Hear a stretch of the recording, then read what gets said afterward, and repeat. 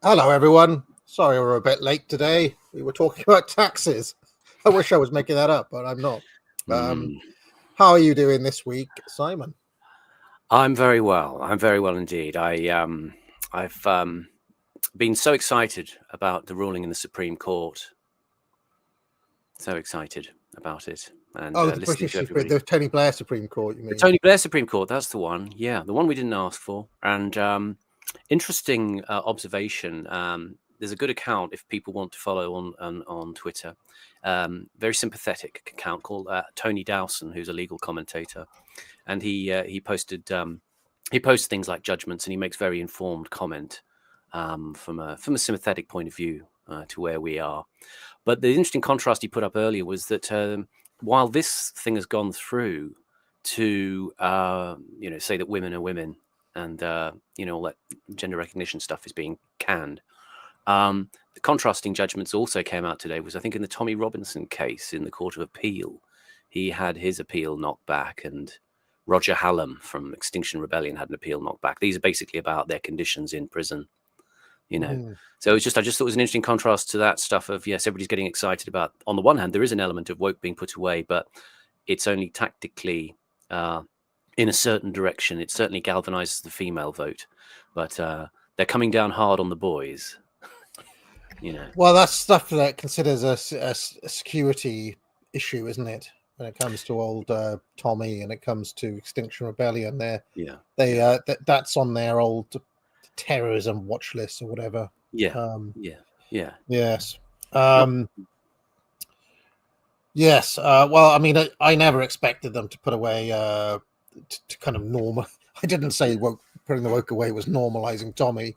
No. I always said it would be like, the Troon stuff would go away, and some of the more egregious and in-your-face things, but ultimately business as usual carries on.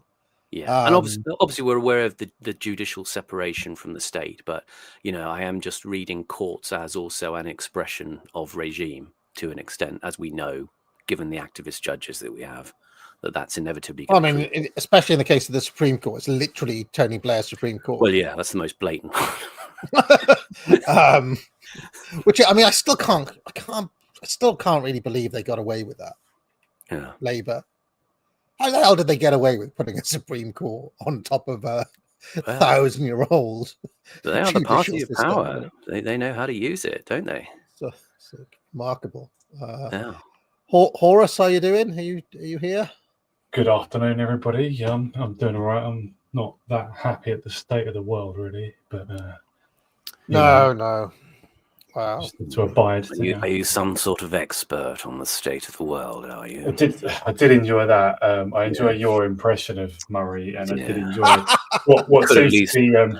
We've passed peak Murray now, definitely. Have you even been to the world, Horace? Have you even been? Has Donald Trump, who I noticed backing Murray, has Donald Trump even read The Strange Death of Europe? Because it's it's just a waste of time. It's all these horrible little sub-vocalizations he does, this kind of taking his voice right down, and you think his respiratory function's almost going to collapse. And you're turning him into some sort of lush or something, some sort of late night drinking person. I don't know.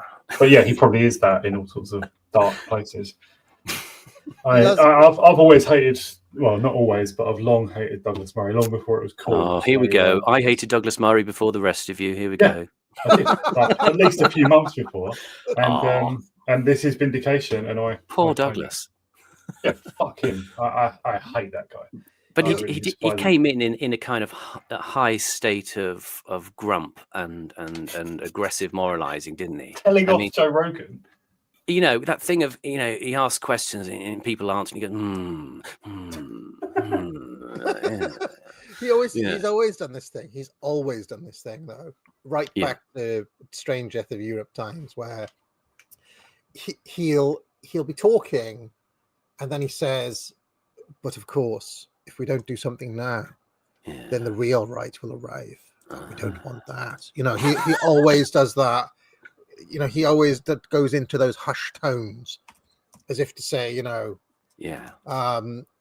like, you know, this has been coming, and we need to get a handle on it now before it gets out of our control. Who I don't know, but you know, I mean, he wants to come up with a sorry, Simon, you're going to say something. No. I mean, it's just he's right. It's just that sententious, you know, coercive tone that he adopts, you know, as if to convey. I mean, these are actors' tricks. I mean, you know, sorry, Douglas, but I know the tricks. I can do all the voice stuff, and I know what you're doing. I'm someone who, like, about 7 or 8 years ago, I realised that the sort of Churchill Roosevelt history of the world needs to be dismantled. What AA has since called the Boomer Truth regime, of course, and Douglas Murray epitomises that not very well. He's quite bad at it, but he does epitomise that, along with his boss, Barry Weiss, and with lots of rubbish historians like Neil Ferguson and Victor Davis Hanson and Sora Bamari, amusingly, who's got no talent at anything.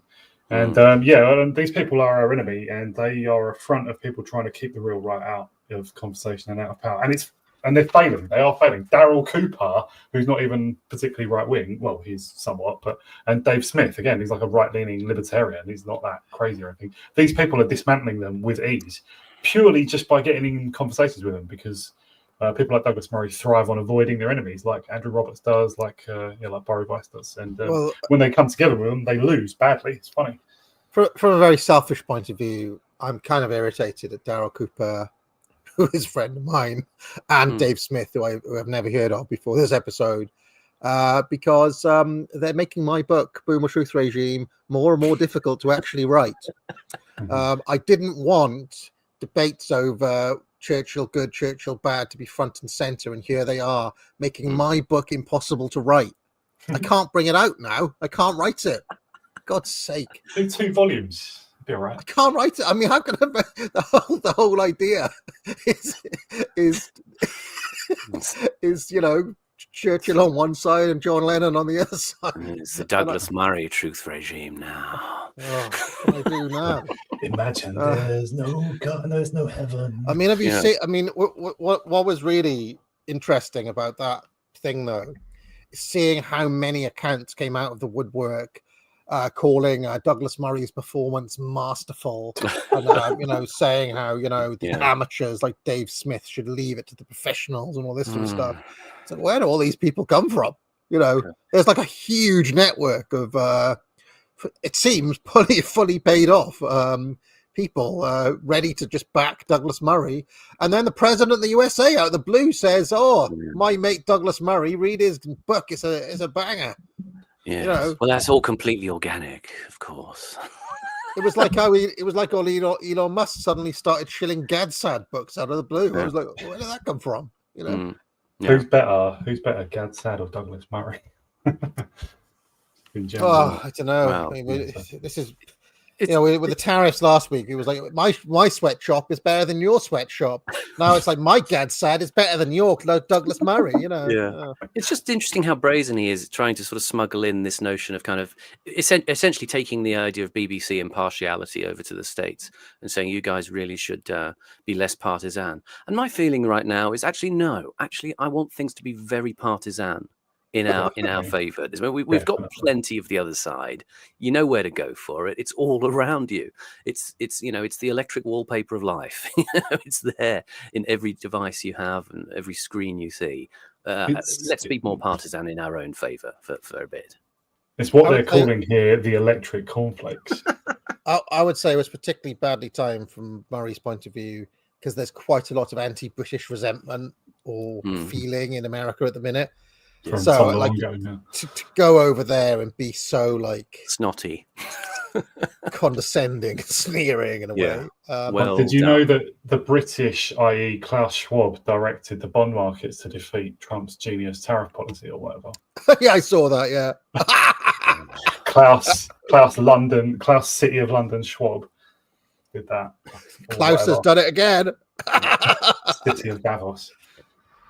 Klaus Schwab puppeteering Japanese hedge fund. Yes. And anyway, just before we get on to the matter at hand here, on Murray, I've always thought he's a very feline character. And if I was gonna, like, if you imagine that you put together an Alice in Wonderland, right, or an Alice, like an Alice film, you know, they used to do lots of versions of Alice, like with an all-star cast. You know, I would love to cast Douglas like a political Alice in Wonderland. Murray would be perfect for the Cheshire Cat. He'd be so good in that role. Is this like a Lionel Bart musical or what, or something weirder, or? Well, I mean, every once in a while they used to make a version of Alice in Wonderland with an all-star cast. Who would the Mad Hatter be? Alex Jones? Russell Brand. Russell Brand would be a tremendous. Russell Brand would be a great. He'd be good. You could make a MAGA, like a conservative slop influencer, right? Alice in Wonderland with Russell Brand as the Mad Hatter. Can you see? You could have our Ange as the Red Queen. I think there is literally a book coming out. There's a book called The Red Queen, starring Angela Rayner. Yeah. God. And she called the army in on the bins. Oh man.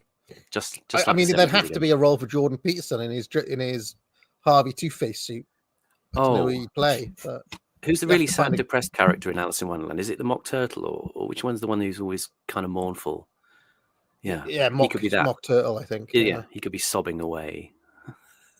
Oh, mate, you could have that. You know, there's that weird scene of the Duchess with the pig baby. Maybe like Marjorie Taylor Greene or someone like that as the. I have to cast this now. I think it'd be good. You know? Yeah. MTG is so fierce though in how she stands up for American interests. She's got that attitude that you want on your side or something. Yeah. Marjorie Taylor Greene. Did you ever see the rap video of Marjorie Taylor Greene sitting in a throne? No. The Marjorie Taylor Greene rap. Did you ever see that, Horace? No. It's an AI thing, was it? No. It was an actual video she put out. Thing. Right, I have to show it to you now. Brilliant. Sounds Marjorie Taylor Greene. You see, these are the things that I managed to. These are the things I get to see because I've never stopped watching Dickie Spencer, and Spencer has always been good at digging out the cringiest possible things that MAGA do. Let me see if I can find the Marjorie Taylor Greene rap. It's incredible. This was from a while back, but it's just. Now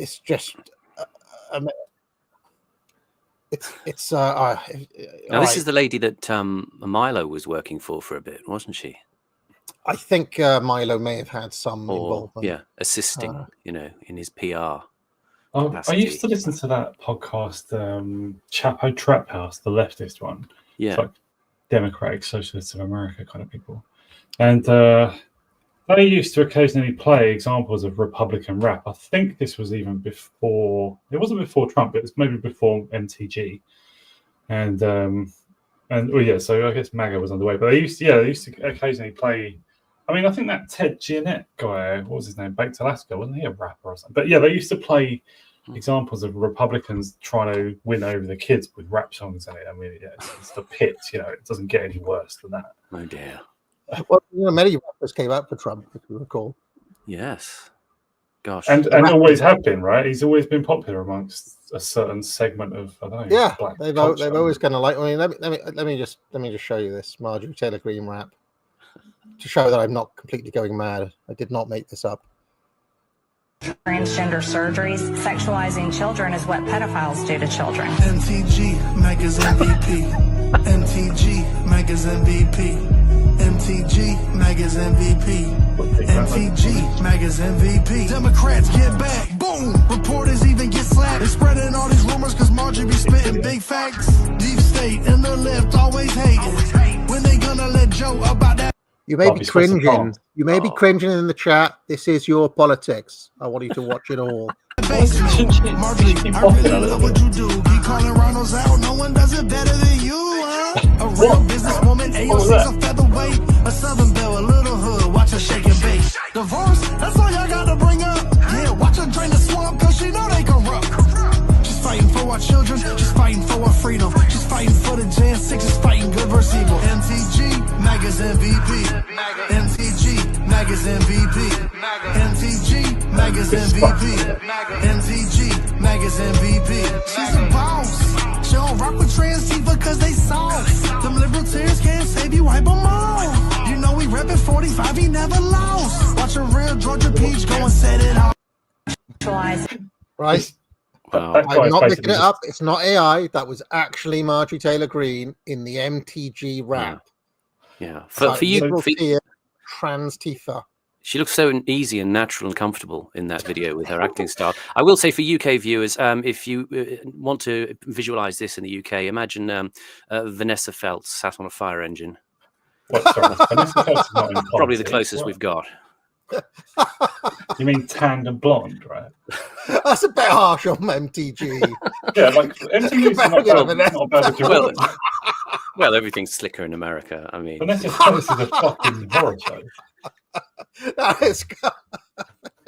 But that guy basically saying, "I will rap anything for money." Like, I'm not a real rapper. Yeah. I mean, that's embarrassing. Impressive production values out of the car lot at midnight. She wasn't even moving to the rhythm at all. Like, well, I mean, some may say it's genetic. Anyway, I can move to the rhythm. Shall we? Yeah. Shall we get on with the? First of all, I have to remind everyone promo code Mandy, and when is actual Easter? I think it's this weekend, isn't it? Good Friday is approaching. This is Holy Week. This is probably my last chance to play this for a while, so it's promo code Mandy, friends. But before I play it, Taurus, anything you want to promote, sir? Oh, just my Substack, which is probably linked below. It's eternalhorrors.substack.com. Cheers, everyone. Simon. Yes, I'm on Proper Horror Show's channel tomorrow evening, along with the usual cast of characters and Harry Robinson from Lotus Eaters. We're going to be discussing the 2013 psychedelic horror film by Ben Wheatley, A Field in England, set in the English Civil War. So that should be quite interesting. I'm interested by that director in general, Ben Wheatley. Yeah, I saw Kill List the other day, actually. It was very dark. Very, very enjoyable. Dark. Yes. But like this promo code. like dark like Peter Mandelson is dark. It's like which I've spent. Sorry, I was gonna say, but the Kill List, it was like a weird mix of sort of like Ken Loach and I don't know, it's a really gory horror film. Oh, it's one of the things I like about that film. I actually did a with Frody, he does the film festival. I did that. My selection one year was Kill This because it was a tie-in with Halloween, and I like the claustrophobic atmosphere of the first like half an hour, where there's no actual horror, but there's something uneasy in the air, like almost like a pressure cooker atmosphere. It's a very dark film. Anyway, promo code Mandy, ladies and gentlemen. Country in which I've spent so much of my adult life and admire so much, admire so much, admire so much, admire so much, admire so much, admire so much, admire. Promo code Mandy, 25% off all courses. Come on down, Academic Agency. Every single course, 25% off. Promo code Mandy.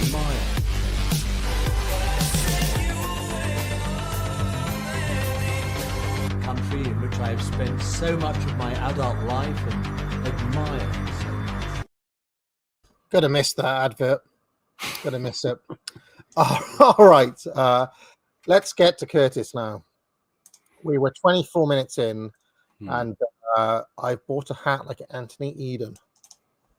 Because just what the state of the military resources of the country was. We had indeed got men back from Dunkirk, but they were men who'd come back without tanks, without armoured carriers, mainly without rifles even. And it was going to take a very long time before they could be made into a real fighting force. And he said the Germans have taken over the airfields in northern France, and they are increasingly making those in Kent and the south coast inoperable. He said they now have control of the air within 30 miles of London, and if they should get control of the air over London, we're finished. In this moment, I realised that my task as an editor in this situation is not to tell the British people the truth. There is something more important than telling them the truth. I felt most profound. Should mention, Horace, I bought that book that you mentioned. The one from the 80s. What was it called? Truth Betrayed. Truth Betrayed, yeah. I haven't had a chance to look at it yet because, let's just say Easter holidays is a crime against humanity. But anyway, let's carry on. Profoundly that it would come right in the end. But the truth in 1940 was the situation is hopeless. Right. But I think that was a military truth. And the other truth was that it wasn't hopeless because it didn't prove in the end to be hopeless. That was a sort of prophetic truth, a spiritual truth. Yes, a spiritual truth. The reporting of Dunkirk was the turning point for the press. From now on, in a war of national survival, Fleet Street made its sacrifice, a suspension for the duration. So I think this is an underrated element of what happened, though. Because they ostensibly won the war, all arguments were won. Even if it makes no sense whatsoever, all things are justified because of the outcome. Which is very much part and parcel of what we were talking about before the Boomer Truth regime. You don't really need to think about the facts or logic or anything because we won the war, though. And it all goes back to that over and over again. Yeah. This is the reality of the great marketplace of ideas. Ultimately, no debate was won. A war was won. We beat them, and then we discovered Belsen, which confirms it all. You know, that settles the matter. They were the bad guys. So whatever happened before, whatever happened in 38, 39, 40, it all works out. You know, the good guys won. Therefore, don't worry about it. Exactly. Of skepticism and criticism. The newsreels couldn't show scenes like this of troops guarding a bombed-out store because the implication that they were needed to prevent looting destroyed the official image of Londoners united by Hitler's Blitz. This sequence of the death throes of HMS Barham in 1941 couldn't be shown for reasons that, if they weren't obvious at the outset of the war, were, to the press, starkly obvious now. In the Second World War, what were war correspondents for? Just to say, that footage there, that's HMS Barham in the Mediterranean in November of 1941. Quite brutal footage. That ship was hit by a torpedo, and it actually sank in about 4 minutes. It capsized at that point, and 862 people were killed. So that is quite a savage bit of footage. Well, I think war correspondents were really basically to project to the public the official view of what was happening at the front or at sea. This is one of those things. I can see people in the chat saying, well, that's every war ever, the good guys won type thing. I'm not actually, if you look at the long history of wars and so on, I'm not sure if every single war is framed as good guys versus bad guys.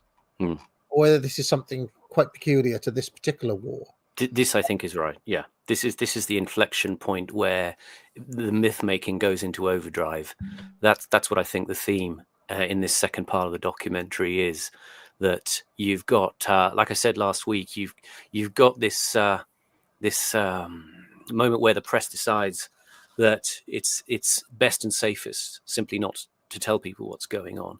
So in that space, in that gap, what floods in is the myth making of World War II, and we all know this, that essentially, propaganda, as I talked about last week, it's not that it's something done to us. It lives in us because of our investment in it as a form of reassurance, which drives its production.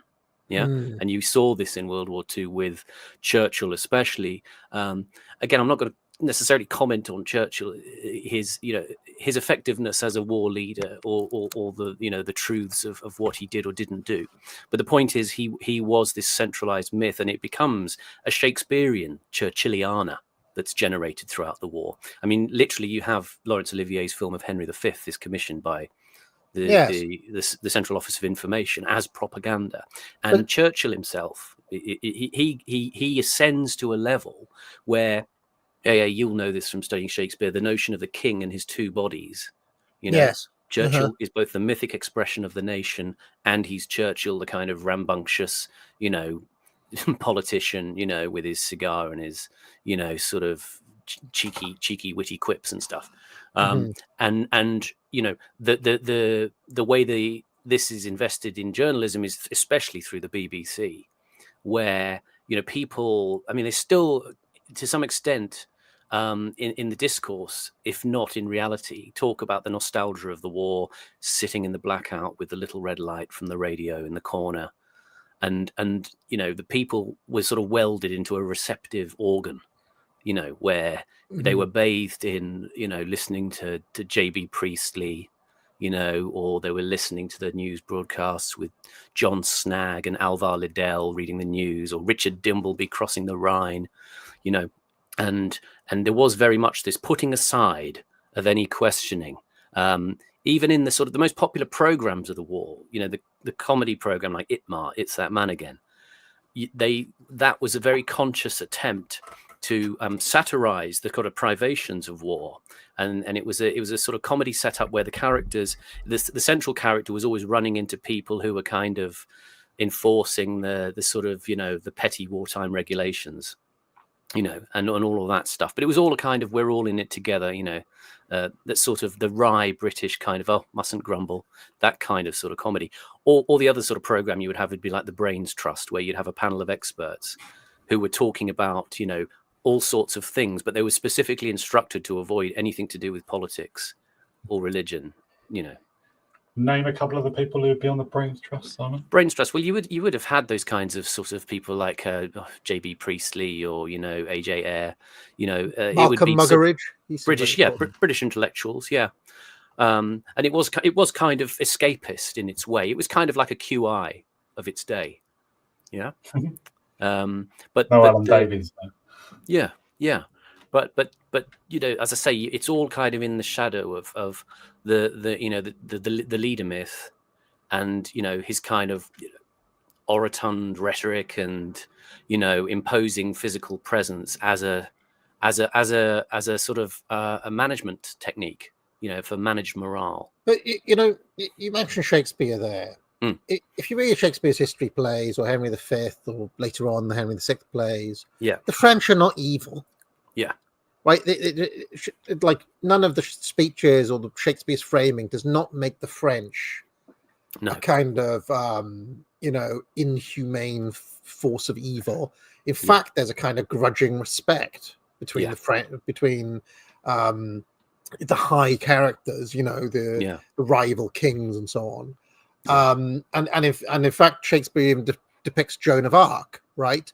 Now, obviously, she, in Henry VI Part 1, she's not like a good guy because it's an English play, but he gives her he even gives Joan of Arc moments to shine, and moments where if you were French watching the play, you'd be like, well, she wasn't so bad.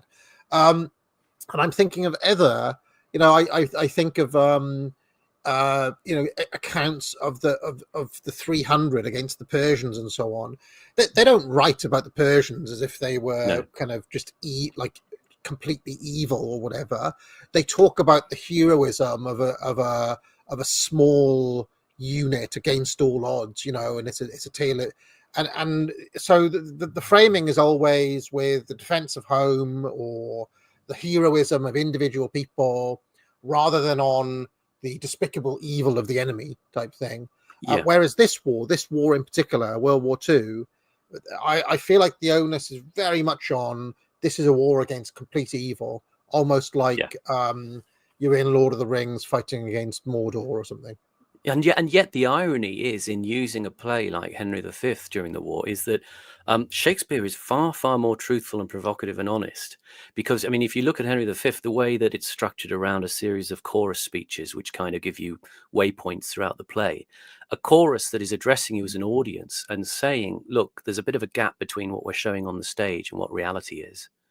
And it's constantly, I mean, the chorus says, you know, you want to mind true things by what their mockeries be, you know. So the subversion is there in Shakespeare. In a sense. And there's in the history plays in particular. I don't want to get off too much in Shakespearean tangent, but there's an amazing thing that happens in the history plays where the chorus comes in, but spreads lies like rumor. Exactly. So in Henry IV Part 2, the action starts out based on a lie. Like based on like misinformation, basically. So he even depicts what we're watching, that the first casualty of war is truth. You know, even there, people don't know where they're coming and going, and there's actually misinformation in the land. And he was kind of onto it, and he was honest about it in a way. You also have the line of Henry IV telling his son, as I've quoted many times, "Be it thy course to busy giddy minds with foreign quarrels," i.e., look, we've got strife at home. Let's make a war so people start arguing here and we can fight the French. Right, and Shakespeare actually has the king saying that. So well, he even acknowledges the interior subversion as well in that same scene as well, because he says, you know, you've also got to put down the Scots. You know, if you will France win, then with Scotland first begin. Yeah, so he's well aware of the sort of the political arena in which kings actually operate. But again, it's this is the time when, you know, these cultural works are annexed in this very specific way. And indeed, Churchill himself becomes, you know, a guy whose speeches get issued on record. You know, you can sort of relive the great days of the Blitz, you know, listening to Churchill on your gramophone player. I think it's a very important point that you raised, though, AA, about like how much precedent was there for this, like Second World War in particular. I think maybe there was an element of this in the first as well, but definitely the Second World War is like a war of demonization, right? It's presented as good and evil. We know better, but it was convincingly presented as that to massive numbers of people, and it still is that even 80 odd years on. And yeah, I would love to see some equivalent of the sort of debates that preceded the wars of the past. Obviously, we can't, but it is remarkable how successfully that's been done with Second World War to get you not to think about the actual relevant facts, really. I'm just thinking of the stuff I've studied. I mean, I do think, I mean, speaking of the Persians, I think the Persian historians did a proper number on Genghis Khan, right? Now, I'm not a Genghis Khan apologist, right? But I genuinely believe that Genghis Khan's bad rep in history is because the history was written by Persian scholars, ultimately, who didn't like their library being burnt down, blah, blah, blah, blah. And that the death tolls of Genghis Khan are greatly, greatly inflated. And then repeated by the likes of Steven Pinker years later, trying to prove that the past was more violent than the present, right? You'll typically see death tolls for Genghis Khan of like 80 million, like he killed 80 million people and things like that, right? When you start trying to calculate Genghis Khan death tolls, it's like, right, the Mongols killed a person every 10 seconds in this city, right? Clearly, there's inflation when it comes to Khan. Okay, I'm not saying he didn't kill people; he did. I'm just saying that you've got to think, like, when it comes to them, who's writing the history and why, and they had an agenda to, you know, not fondly remember the Mongols. Just put it that way; they were conquered. So I'm not saying it's never happened before. I'm just saying that the level of demonization that we see, I don't think is typical. I don't think is typical of the history of war. Very much. I posted a couple of clips last night. Actually, I looked at a talk given by Robert Fisk, the late. He was actually a foreign correspondent, more so than a war correspondent, but he certainly he reported from plenty of wars. He gave a very interesting speech in 2008. There was a couple of clips, and one in particular, he exactly goes over the same point you've been making for a long time, saying, he's literally banging the lectern, why does everything have to be about World War II? Inescapable. Yeah, it truly is the foundational myth. Now, just to go back to Douglas Murray, because this is weirdly our banter thematically leads into what we're talking about today. Yes, it does. Yeah, which is that I honestly think that Douglas Murray made a real error in going on to Joe Rogan to have that debate, right? He's got nothing. Well, I mean, I made a video years ago called Dialectic and No Dialogue, right? If you're debating a position where the opposite point of view is basically outside of the mainstream, it is almost always a mistake to debate it. I believe that the right, writ large, made the same mistake on the trans issue, right? Endless streams and debates about whether a woman is really a woman and all this sort of stuff, right? Actually played to the left's frame, because now you're debating something previously wasn't questioned, okay? Douglas Murray making it, the fact that Murray showed up was an auto win for Dave Smith. And I thought that Murray would be smart enough to understand that. If you're having the debate, you're losing, basically. It doesn't matter how the debate went. It doesn't matter who won.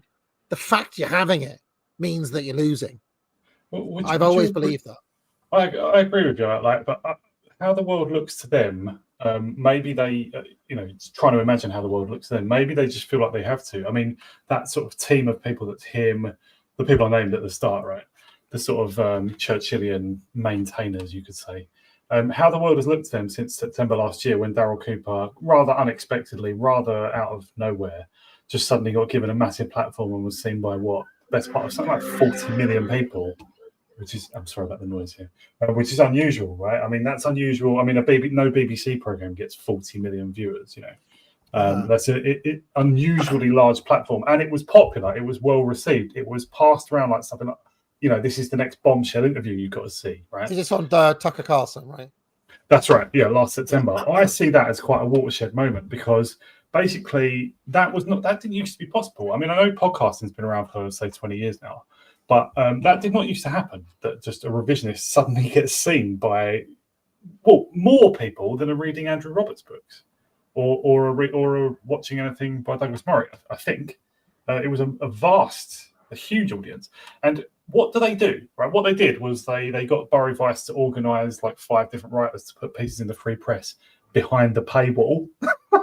And what else? Right? I mean, nobody cared. Like, everybody agreed with Daryl Cooper. Now, what do you do if you're Bury Weiss, if you're Douglas Murray? Do you just keep acting aloof, or do you try to disparage them? I think basically they're disorganised and in disarray, and probably because what do they say to each other? Like, we're here to keep the lies alive. We're here to keep the gates shut to ordinary people. They don't want to be that frank to each other, so they're in disarray. They don't know what to do, because what they're defending is irrational and their motives are bad, and they're not honest enough to admit it to themselves. Well, who'd have thought that the same people that lost every single culture war issue for the past 80 years would finally lose on this issue? I mean, it's exactly the same, really. Like, all of their losses to the left are the same as this, if you think about it. I just see them as the left, really. I mean, centrists. But who was it? Millennial Woes posted a really good meme the other day. It was just people who use the term, it was a Venn diagram, people who use the term woke right and people who are Zionists. They're all the same people. And I increasingly think of the centre ground as, identify the centre ground with Zionism, which is basically, don't be genuinely ideological about anything except your adoration of Israel. And obviously the wokies, people who think that the wokies are the enemy, they do tend to be not right-wing or properly left-wing. They're centrists. And they are for the status quo, because the status quo supports Israel and Jews, I guess. That is Murray to a T. He doesn't really care about what else is going on. He doesn't really care about what's right or wrong or anything. I just think, Horace, I have to stop you. Have you even been to Israel? Yeah, haven't been anywhere, haven't seen anything, haven't lived. So no, all my. So why should we accept your opinion if you know MMB? Did he even shake Churchill's hand? How does he know he was a great man? Anyway, let's carry on. I will just add, Oren McIntyre did a very good breakdown of the Rogan Murray discussion the other night. So go and check out his channel and have a look at that. I think he was very, very on the money. Or in the air. The idea that the job of the correspondent was actually to report in detail the truth of the matter wasn't the point of the thing at all. So, how inaccurate a picture did the public get of the war about the war? Well, in detail, they got an extremely inaccurate picture. I mean, they really weren't made aware of the fact, for example, that in the army we really lacked equipment to fight a modern war at all. Sorry to stop it again, but I'm reminded of another story that took place in this past week as well, which was that in the middle of all of the stuff with the tariffs and Douglas Murray and all the rest of the stories, there was another story involving Owen Jones that may have escaped your attention. Oh, yeah. But I saw it because I follow some leftist accounts on Twitter, so I catch these things. But Owen Jones was getting dragged by the pro-Palestinian left because he went to a bat mitzvah, right? Yes, cool. Yeah. And Owen Jones was coping, trying to argue that the bat mitzvah was not Zionist in nature. You couldn't make it. You honestly couldn't make it up. You couldn't make it up. We're through the looking glass, kids. One of the funniest stories I can remember. But... I'm sorry, guys. I'll cut out for a second. What is a bat mitzvah? It's well, you just use your imagination, Horace. Use your imagination. Okay. Oh God. Well, yeah. Gee, I was going to stop the video at this point anyway, just to comment back on the speaker in this section is Dr. Anthony Noble Frankland, who was the guy who essentially took the Imperial War Museum, which was apparently a bit of a dump after the war, and revived it. So I think we owe him a certain amount of gratitude, whatever myth-making might be involved in those presentations. He basically reinvigorated the Imperial War Museum and its various sites, which I do encourage people to go and have a look at and enjoy. I recently visited RAF Duxford, which has a massive, interesting collection of not only planes, but tanks and all sorts of war stuff. Incredible collection. And I recommend you go there and go into the big American hangar where they have all these fantastic planes, and go and stand under the B-52 that they have there.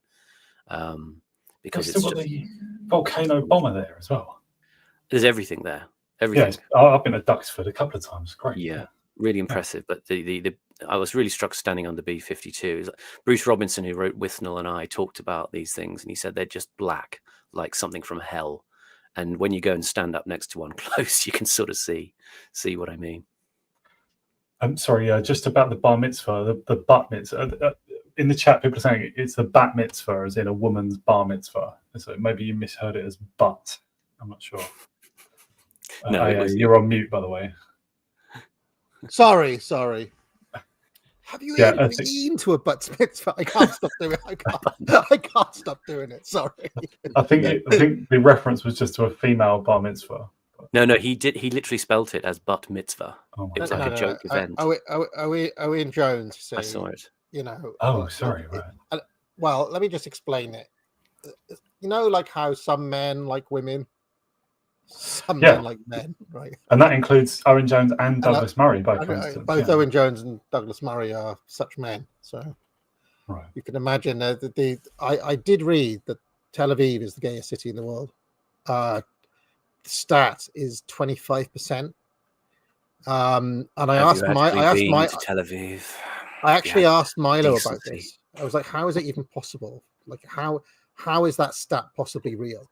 And Milo just responded saying, no, it's 75%. So there we are.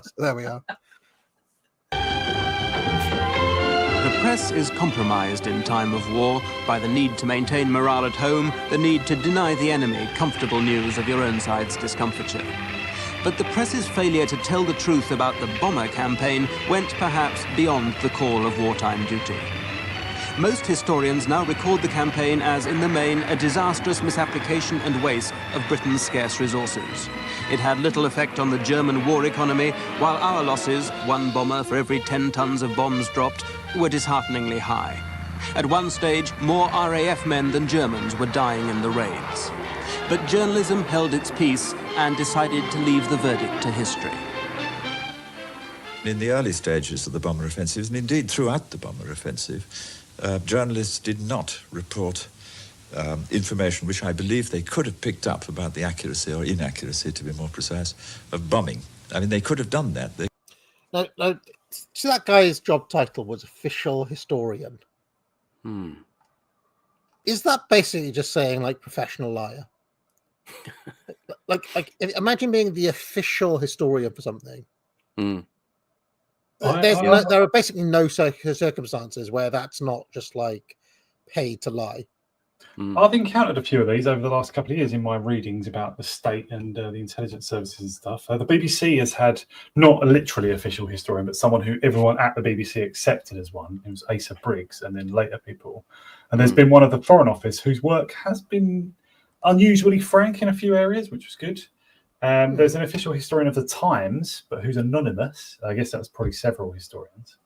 And there was one for, there's been quite a few. They are actually sometimes useful because they publish stuff you could say autistically, as in they're not always as like agenda driven as others. Sometimes they do just expose everything about their own institution, but obviously generally they're probably expected to conceal stuff. I used to work in a building called Asa Briggs, and once upon a time, and I thought he was kind of leftish.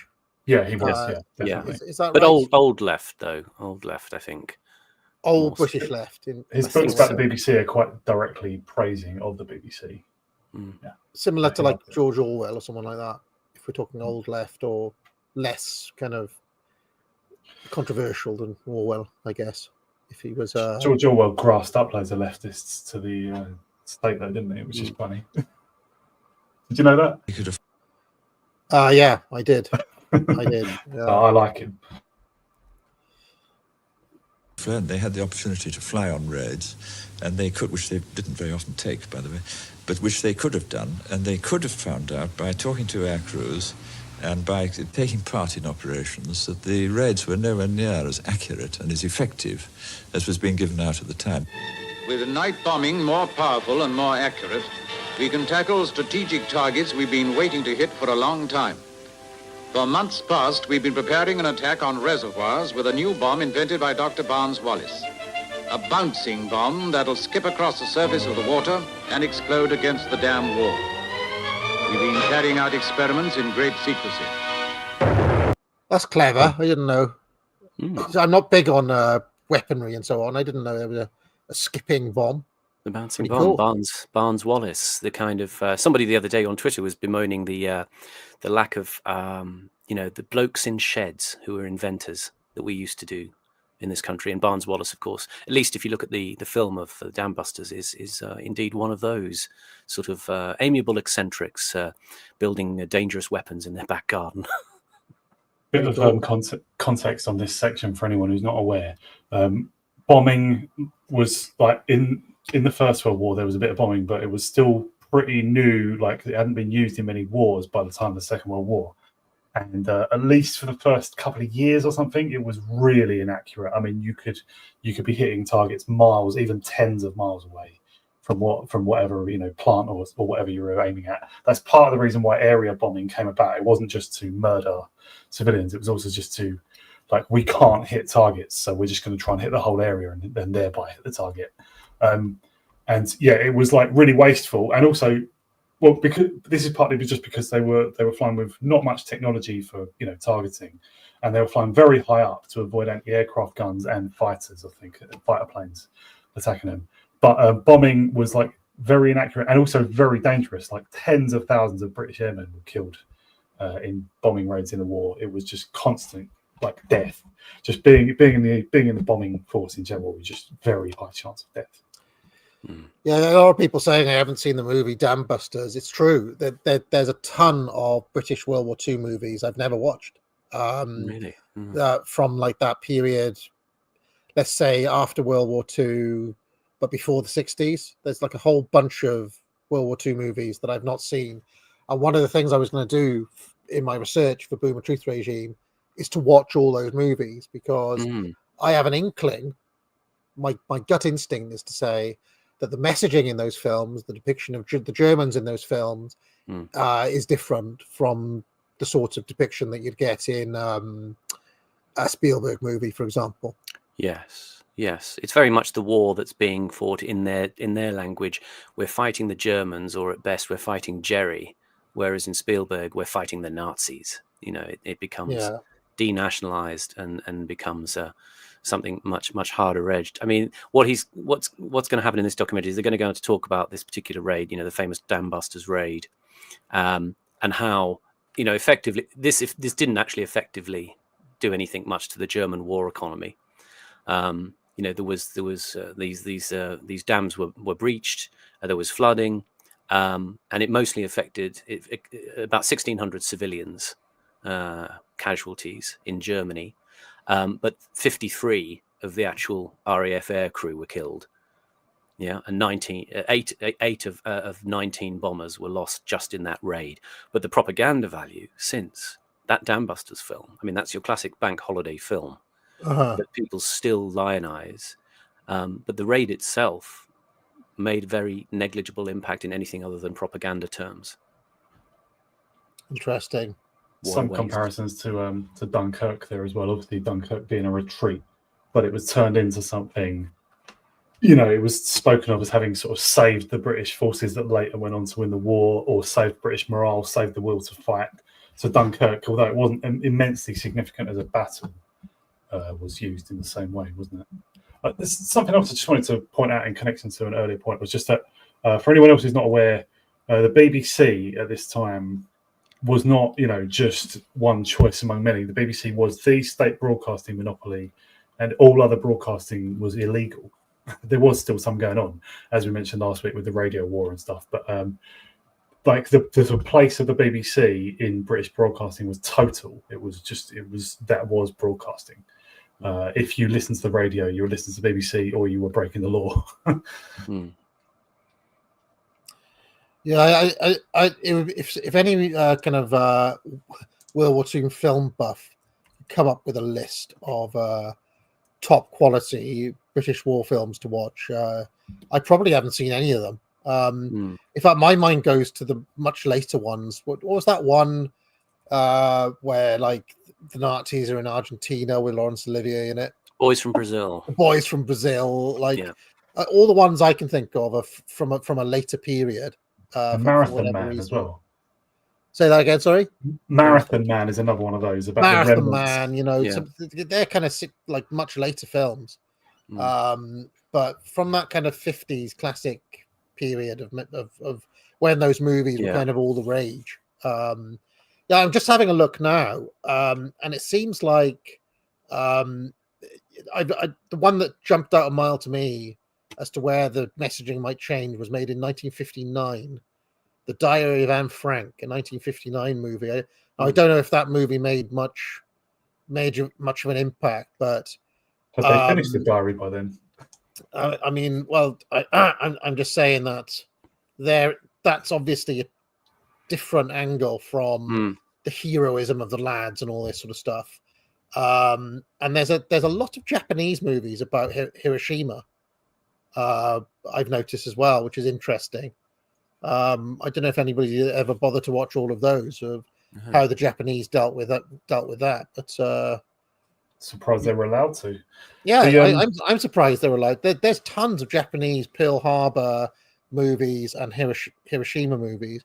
I know from my knowledge of pro wrestling that in Japan, the Americans were the heels, the gaijin as they called them, all the way up until really the late 80s. Right. And in American wrestling, whenever anybody did a sneak attack, it was called a Pearl Harbor, right? But in Japanese wrestling, the American heel would always come over, basically as Godzilla, like as a kind of big burly monster that the plucky Japanese hero would have to overcome, you know. So it was still kind of in the folk culture, which is ironic, really, because wrestling is almost like an American imperial import over to Japan, but yet there was kind of like low-key Japanese nationalist resistance even at that point. So anyway, let's continue. I just wanted to mention one thing. You mentioned the late 80s. That's when the Japanese started becoming the heels in American films as well, isn't it? Well, yeah, and yes, they were the heel. I mean, that was Reagan's trade war. That was Reagan's tariff, right? But one war movie that loads of different friends have told me is absolutely great is A Bridge Too Far. You might want to watch that one. A Bridge Too Far. Okay. Great. All right. Well, there's probably a lot of interest. I think it would be an interesting project to see how the messaging changes from the 50s to the 60s to the 70s, all the way to something like Schindler's List, say. I mean, I one of the things that always sticks with me is the film Bedknobs and Broomsticks, which I watched a lot when I was a kid, which is set in wartime, and they go and stay with this girl. They stay with this woman, Miss Price. She doesn't like kids, and she's secretly a witch. But you know, it's, the backdrop of it is, you know, oh, what if the Jerrys come type thing. And there's only one moment where the Nazis are mentioned as Nazis in that film, and he pronounces it Nazis. Right, in case the Nazis, right? So they don't even say it in the same way that we say it. That sort of comes from Churchill. I think he was always talking about who was it? Hitler and his Nazi gang. You know, he said it Nazi. No, yeah, interesting. It's just an interesting thing. But again, even in that film, they're not presented as the stereotypical goose steppers. It's much more like they are just the Jerrys again, and that's a pretty late movie. That's like a 60s film. So, and there's going to be a memory from people who served as well as I think when you read obviously accounts. I mean, I don't know if I mentioned this last week, but you know, there's from the First World War, you know, when there was kind of a certain amount of fraternizing with the enemy, you know, the famous football matches and all that sort of stuff. But there was an understanding of, you know, these guys on the other side of the line, you know, were just these ordinary German guys. And, you know, you talked about how last week about how the way in which, you know, people began to be aware of lies being told.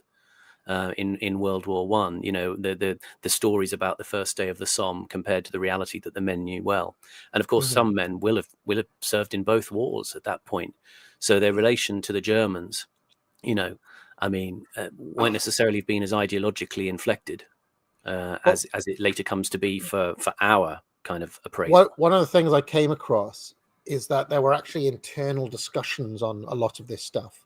In fact, there's a very good book by a guy who's become quite outspoken recently. Is it Finkelstein? Norman Finkelstein, yeah. Yeah. Now, in that, he talks about how the Allies and how, especially on the American side, they were saying, like, look, we can't have this situation where you're just going to call the entire German people evil, right?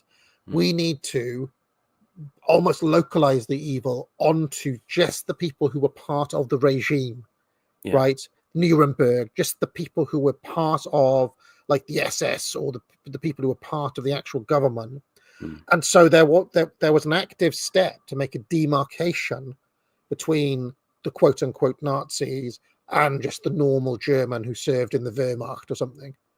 And part of what we see in those 50s movies may itself be an active propaganda notion that you're trying to normalize the German again, the normal German, as opposed to the evil Nazi.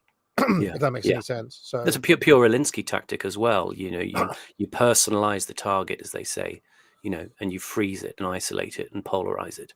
Yeah. I think also just vilifying the whole country just would have been a flop. Would have backlashed against them. That like the British people were not stupid enough for that. You know, quite a lot of them had encountered Germans in one way or another. I don't know exactly, but it was it was just a crazy. It would have been way too extreme to try and convince them that the whole country was bad. They thought of Germans more like them, I think, at the time, or something. I mean, a lot of people were horrified by area bombing anyway.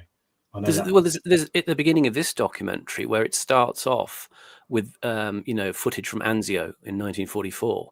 If you look at The World at War, great documentary series, there's a fabulous sequence in there where you have some of the old soldiers from the Sherwood Foresters talking about, a sort of lull in the fighting, and then a German kind of wanders across and they panic a bit, and then they go out and meet him.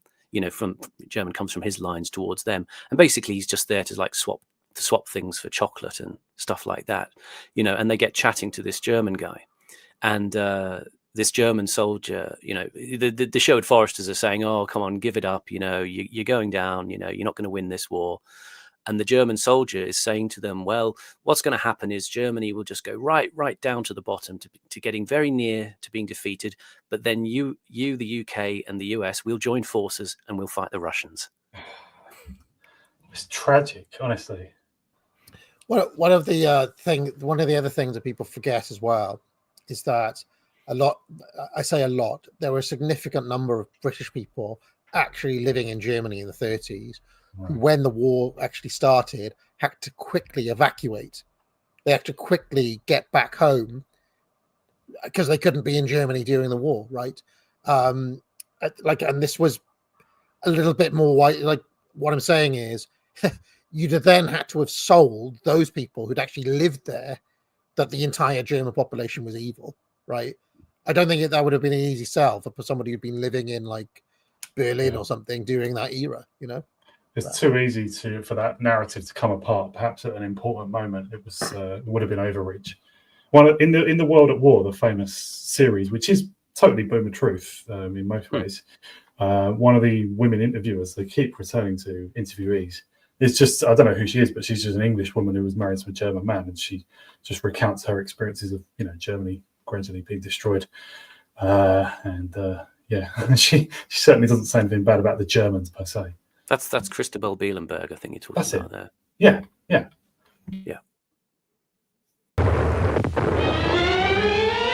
This is the legend. The real story of the Dam Busters raid shows how far the rudimentary lights of journalism had by now blacked themselves out. The raid, on any unromantic military assessment, was World War II's charge of the Light Brigade. The dams that were so daringly breached were never very important to the German economy. Any journalist could have discovered as much from available published sources.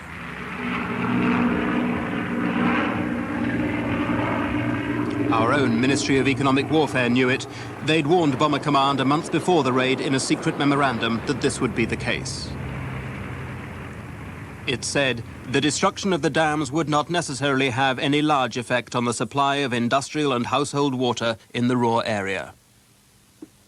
The raid shattered not just the dams, but also Britain's proudest bomber squadron. But the press never blinked. They didn't, like Dunkirk, simply put the best face on failure. They manufactured a triumph and a myth. Well, there was certainly no myth about the heroism involved. I think it was probably one of the bravest and most skillful operations ever mounted by Bomber Command. The myth, which indeed was created instantaneously and has been recreated many times by movies and journalism and long articles in the Sunday Express, is that it did immense damage to the German war economy. I think you could argue, on the contrary, it did more damage to Britain than to Germany, because the effective loss of 617 Squadron as a fighting unit, which is certainly the best squadron in Bomber Command at that time, perhaps ever, was immensely more damaging to Britain than the minor inconvenience the Germans suffered from flooding in the parts of the Ruhr and parts of Kassel, and fairly trivial damage to some of their hydroelectric capacity. The survivors of 617 Squadron were decorated for their undoubted valour. It would have been a brave journalist who reported the true facts of the raid. But in war, are journalists alone not expected to be brave? Any intelligent journalist at the time could have found out what the real value of the target was to Germany, and indeed, articles were published in the United States which were very well informed on what the dam was, what it did, whether or not it was important, and none of that was secret at all, or could have been kept secret. So that it would have been quite possible for journalists at the time, within a very few days of the announcement of the raid, to have asked the question, well, has this been worthwhile? Well, you see, I don't think a journalist in any particular position to... Just to rewind there, that guy who was just speaking was Bruce Page, who was a journalist for the Sunday Times. And again, he's one of your, well-informed old Labour guys. He did a lot of work uncovering the story of Kim Philby, the KGB mole, who became the deputy head of MI6. And who was responsible for many people being killed. Yeah. And he also exposed a lot about the thalidomide scandal at the time that happened as well. So interesting character. So that it would have been quite possible. Yeah, you mentioned Niall Ferguson earlier on, Horace. Just on the subject of old Labour and some of the stuff we've been talking about recently. Niall Ferguson came out and compared Trump to Clement Attlee the other day, saying that the US empire, basically Trump is trying to do what Clement Attlee did after the war. Kind of interesting, actually. But yeah. Quite different characters. Different characters, but if you actually look at the mechanics of what he's trying to do, cut down on empire spending in exchange for Gibbs for the American people, basically. Kind of, he does make a point. He does make a point. Rewiring the administrative state. For journalists at the time, within a very few days of the announcement of the raid, to have asked the question, well, has this been worthwhile? Well, you see, I don't think a journalist in any particular position to do anything about bungles in war, except say they're bungles. And it's really very difficult to say what is a bungle, because on these very large-scale operations, you don't succeed by taking a series of brilliantly correct decisions. You succeed through making fewer bungles and making bungles in less decisive areas than your opponents do. But war is a highly inefficient business. It always has been, and I'm quite sure it always will be.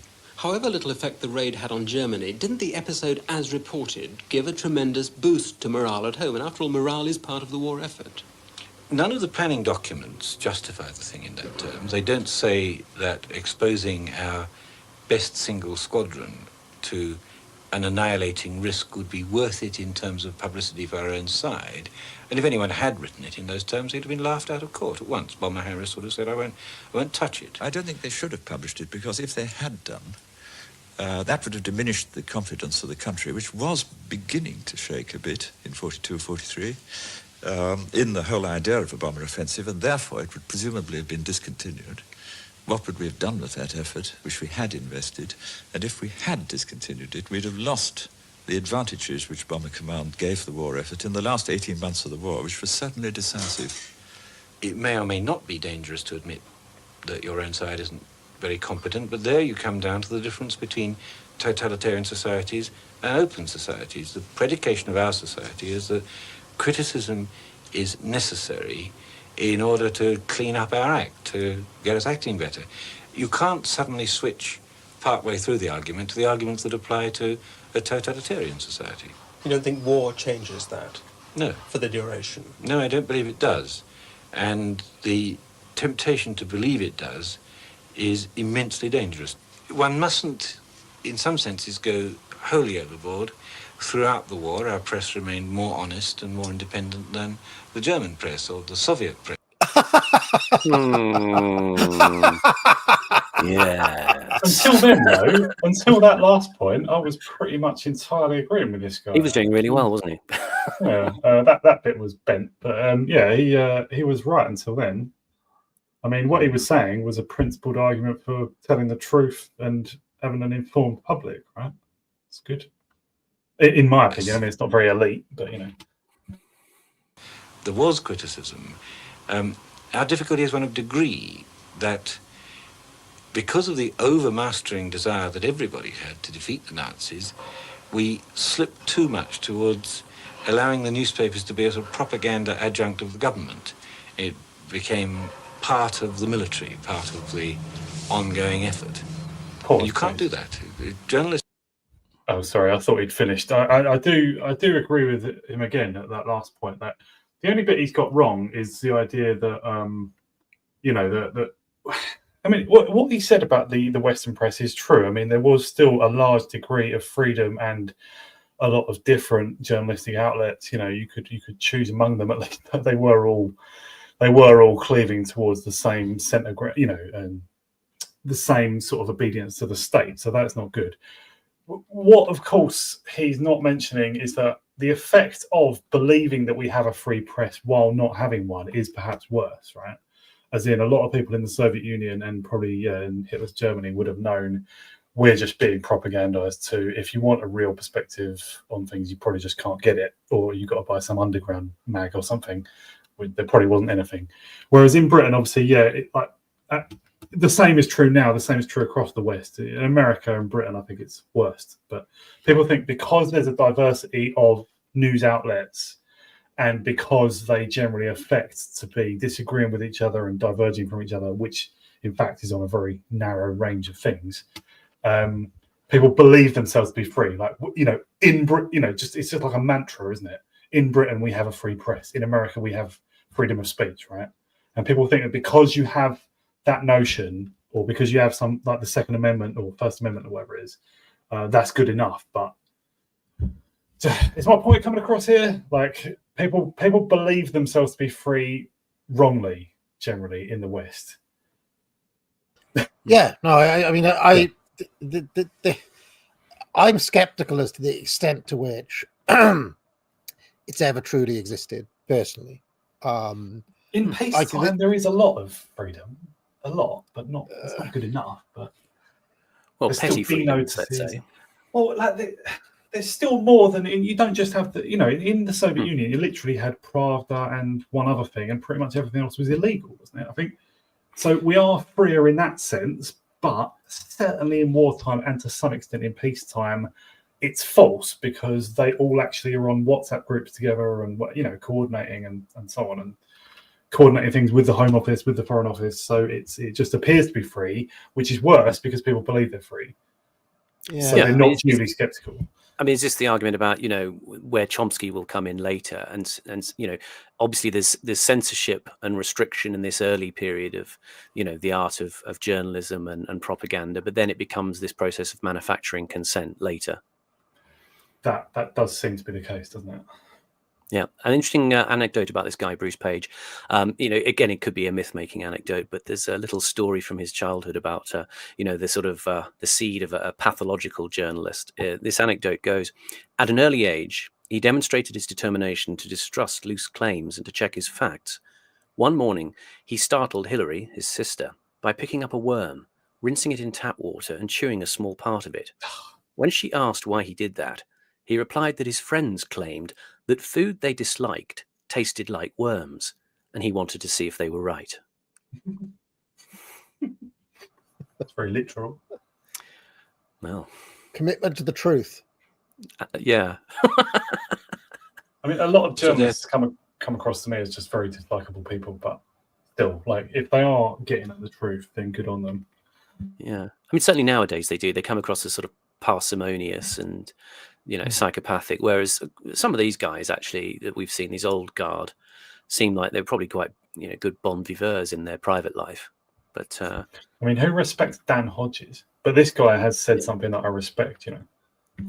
I mean, I'd certainly agree that the character and the principles of these people were probably a notch above our current lot. Yeah. But that's in the nature of decline, I would suggest.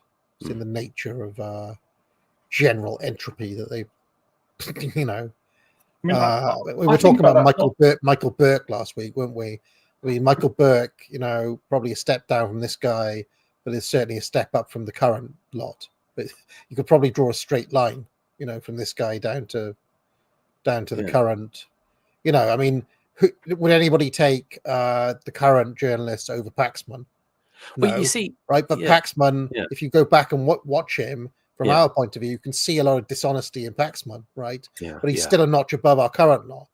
You see what I'm saying? You know? Yeah. I mean, when I talked about Robert Fisk earlier on, doing a little bit of reading about him last night, and having a look at this talk he gave, he was interesting because he was one of those people, I guess, of this old guard.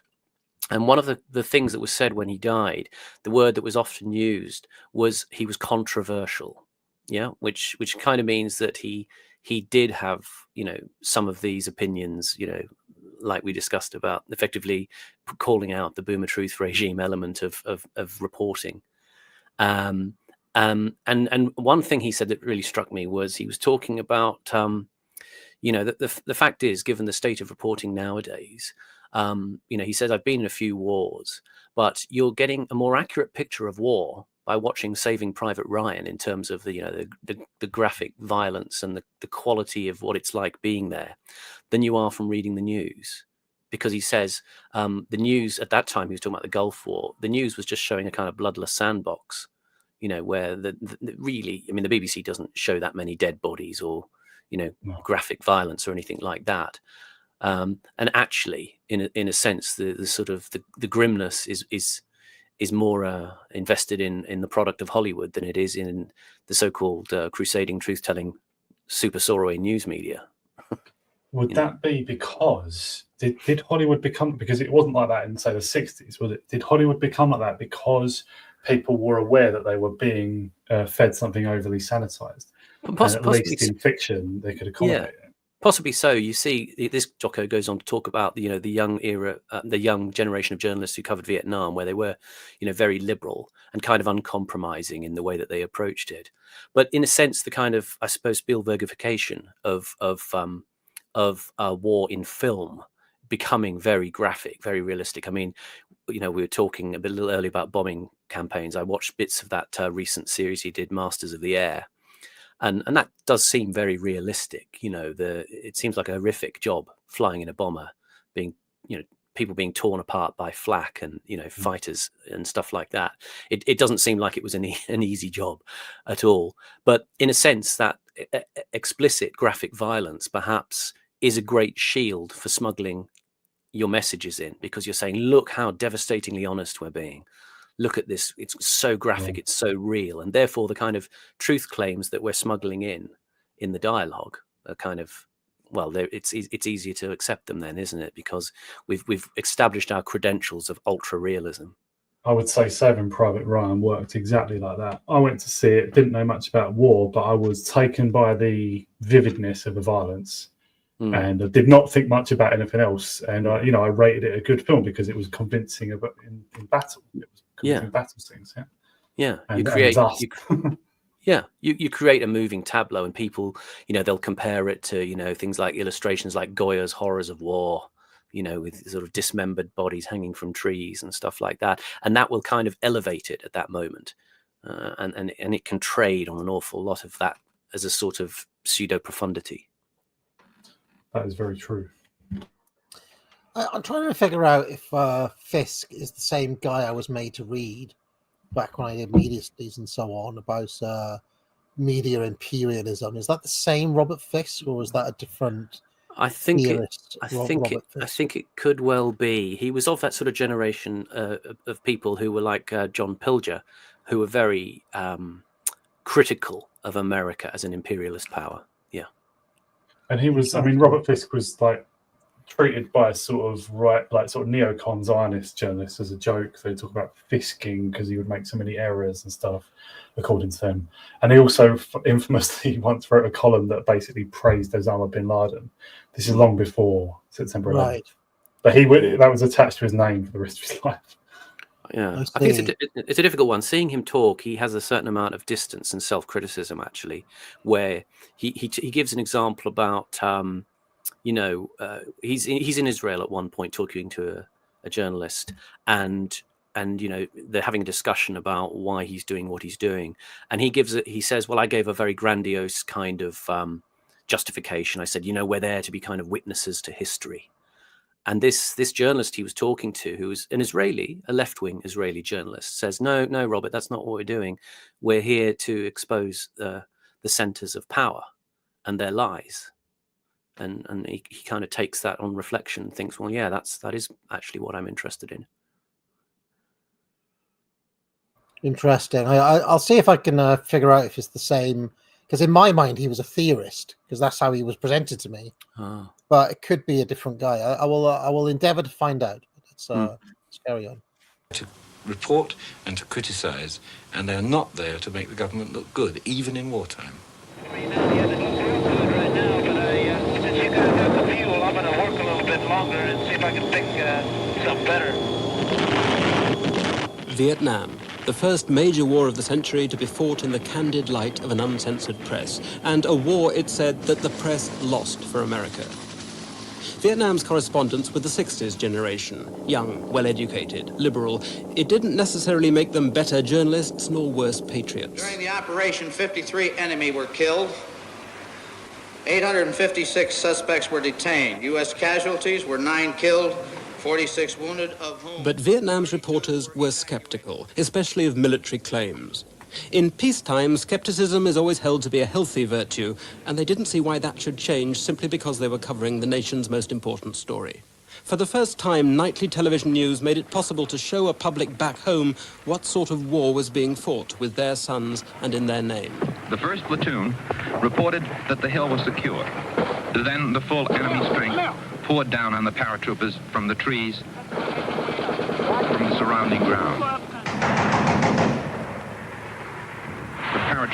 From what I can see, Simon, it does appear to be the same guy. So right, yeah. Troopers were in a battle to prevent their own annihilation. Most of the earlier reporting of Vietnam was guardedly neutral, but this neutrality was itself confusing to a public who were used to having the plot of television drama explained to them, wanted to be told what was happening. In World War II, no one knew what was actually going on, but at least they knew what the war was for. In Vietnam, the opposite was true. Day after day, the public saw and read the news, but no one understood the story.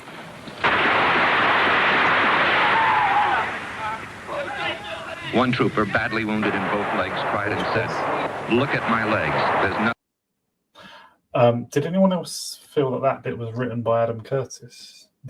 That bit of a narration? Like saying about the audience not knowing what the plot was. The audience want there to always be a plot, but they don't know what the plot is in this case. That just seems like a Curtis sweeping criticism. It could be the young apprentice Curtis or the young Curtis learning his ropes from I forget the name of the old guy who wrote this now, but the guy who actually did write this. I think Curtis does like to dig at the audience every now and then. In 1967, facing polls which showed that 50% of Americans still didn't know why they were fighting, Lyndon Johnson himself went to Vietnam to tell the troops and television that this war could be won. I can bring you the assurance of what you have fought to achieve. The enemy cannot win now in Vietnam. Glorious 4D chess from LBJ there. He didn't really mean it, of course. He was always planning to withdraw.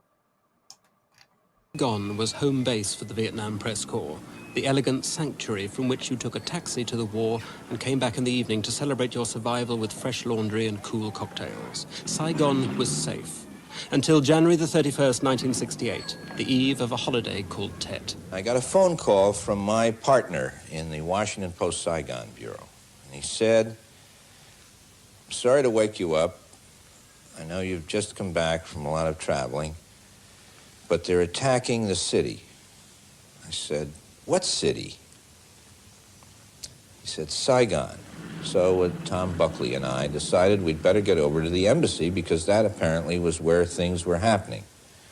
And as we trotted across this park, a quiet park with gunfire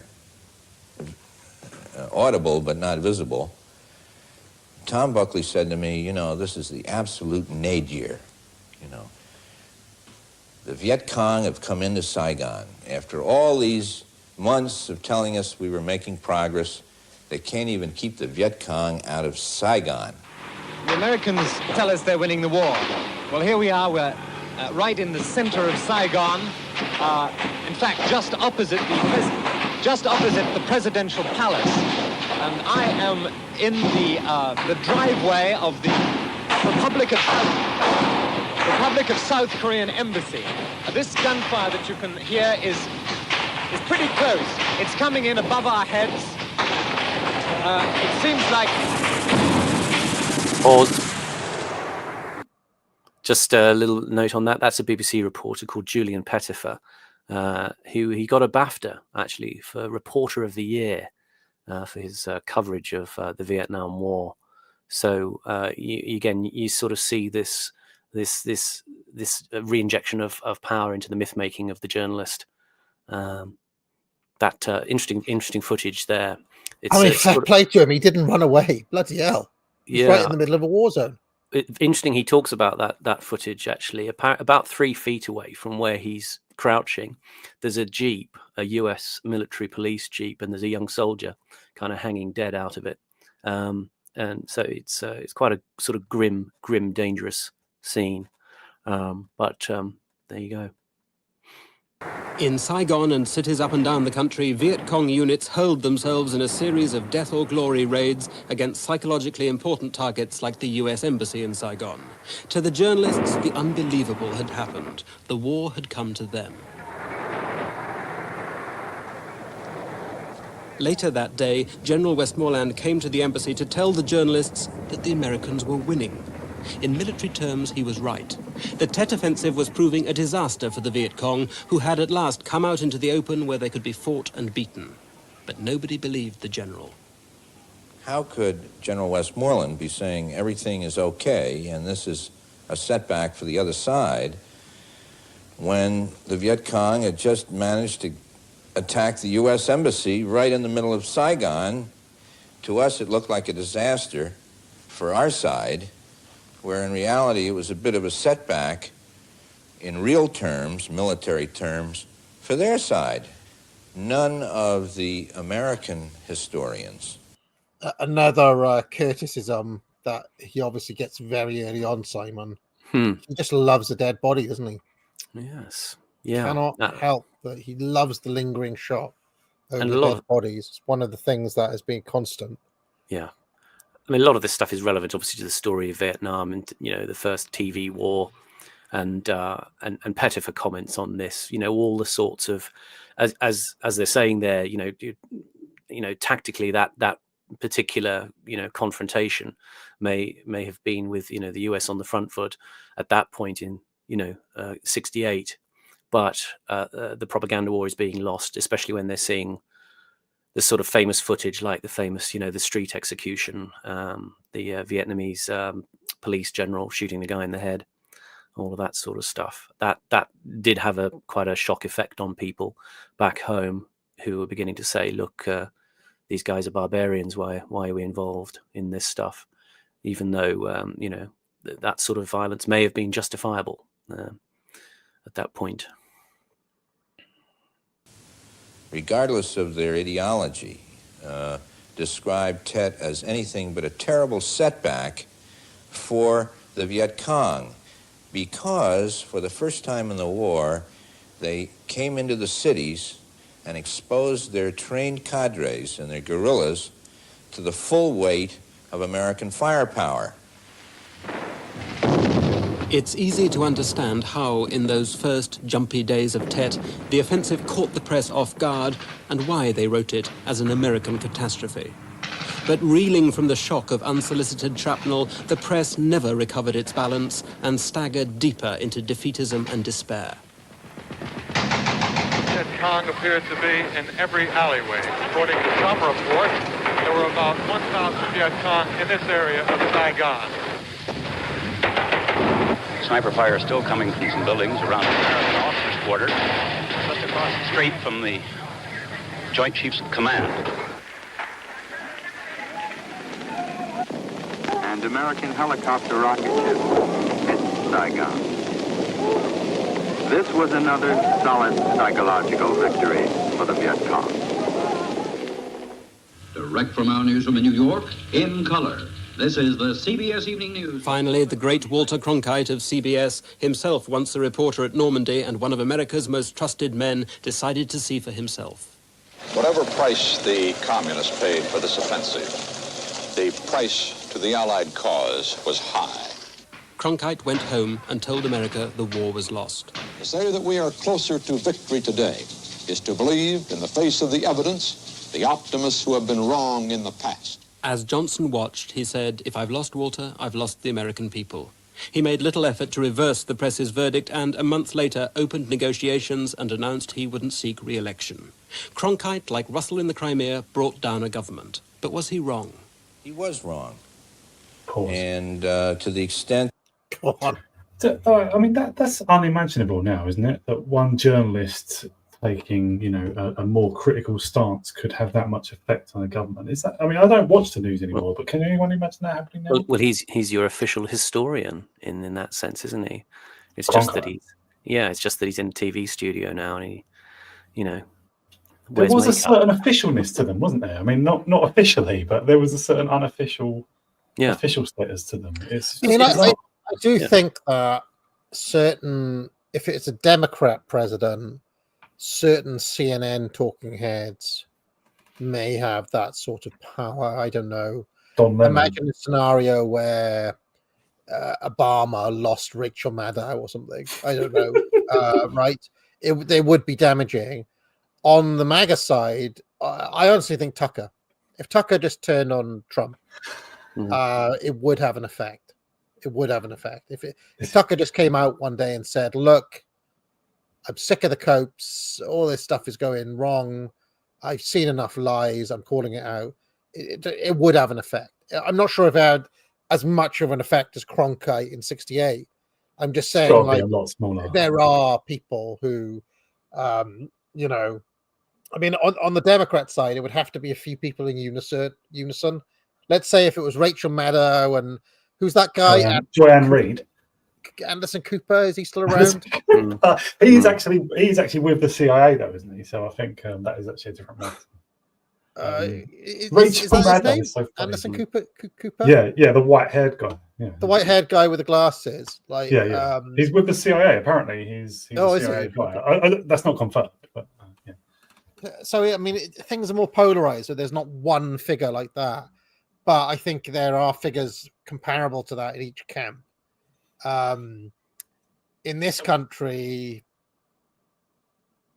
I mean, honestly, I think Piers Morgan started the lockdowns. I genuinely believe that Piers Morgan is responsible for the lockdowns. Because up until that point, Boris Johnson was very keen on not going into lockdowns. And I remember distinctly the interview with Piers Morgan and the Scottish Health Secretary, or whatever his name was.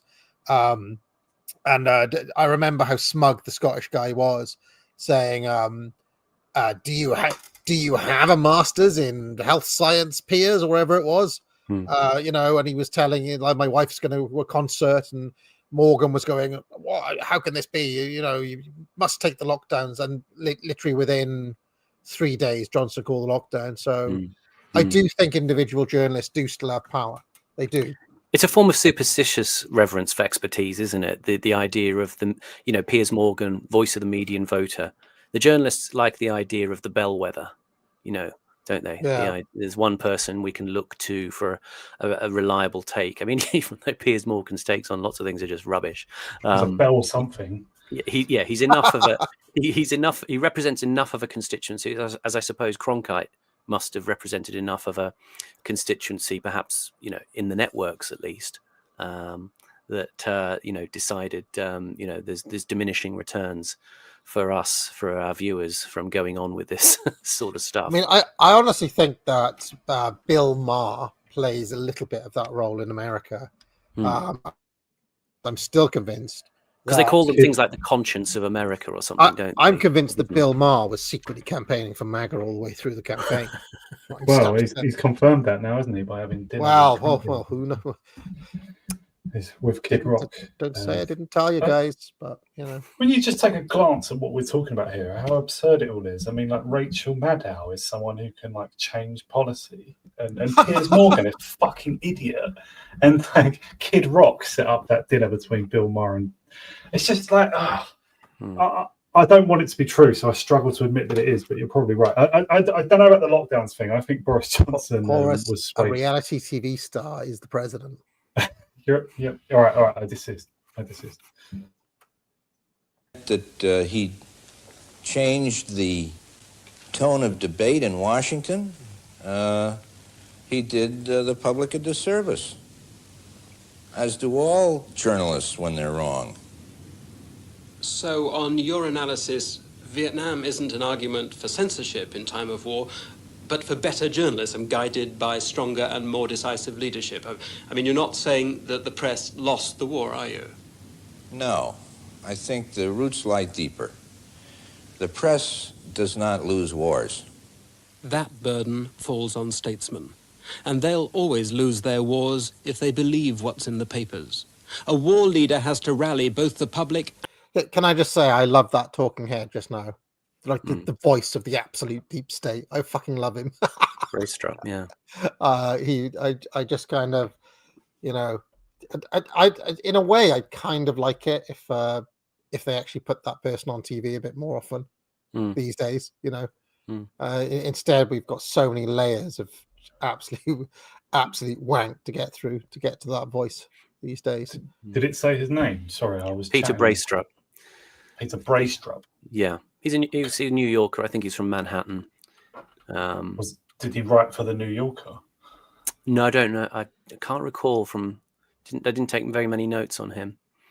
Well, like, the other thing, just that, I mean, I guess most people are aware of this, but you know, if anyone's not heard of Operation Mockingbird, it wasn't literally an operation. It was just given that name kind of humorously, I think. But it just referred to the revelation, I suppose, that the CIA, also the Council on Foreign Relations, that being a think tank, but and just the heads of most of the major national media in America all worked together, and we're all just friends, and you know, dining buddies and everything, sleeping together, God knows, all together from sort of at least from the 40s through to when this was said in the 70s, but probably carried on now.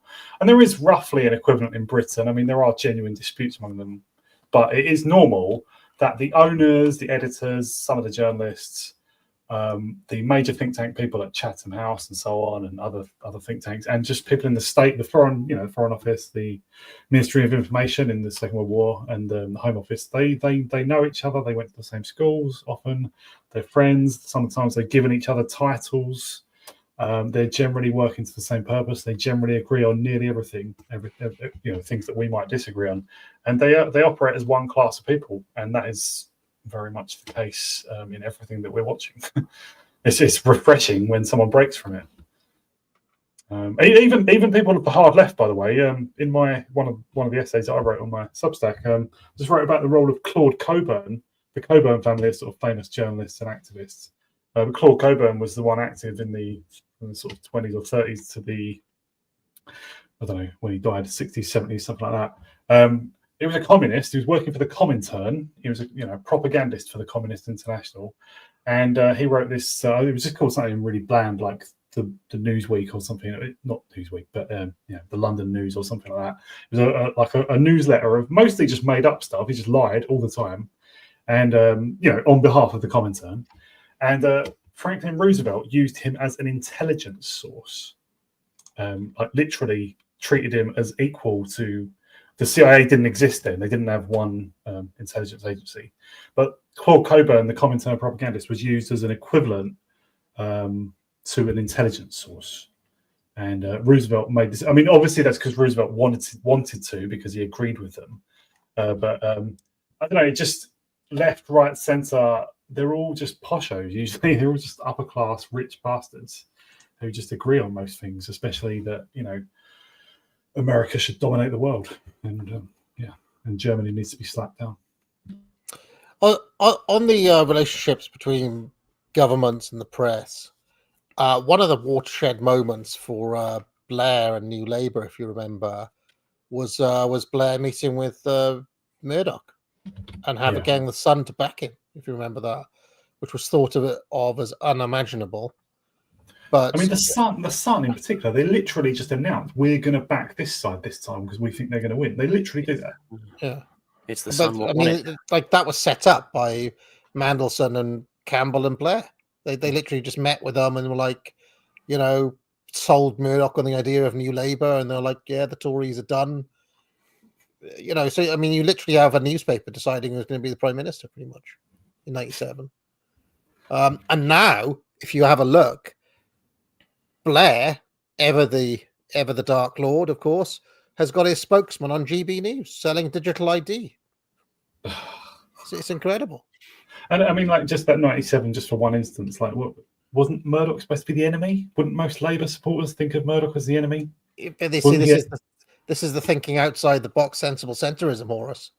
This is what makes Blair such a radical. Oh, I'll just talk to Rupert Murdoch. You can't do that, Tony. Well, why not? I want to win. Oh, right. Oh, I won. Oh, how about that then? And it's very difficult. I mean, that was always his argument.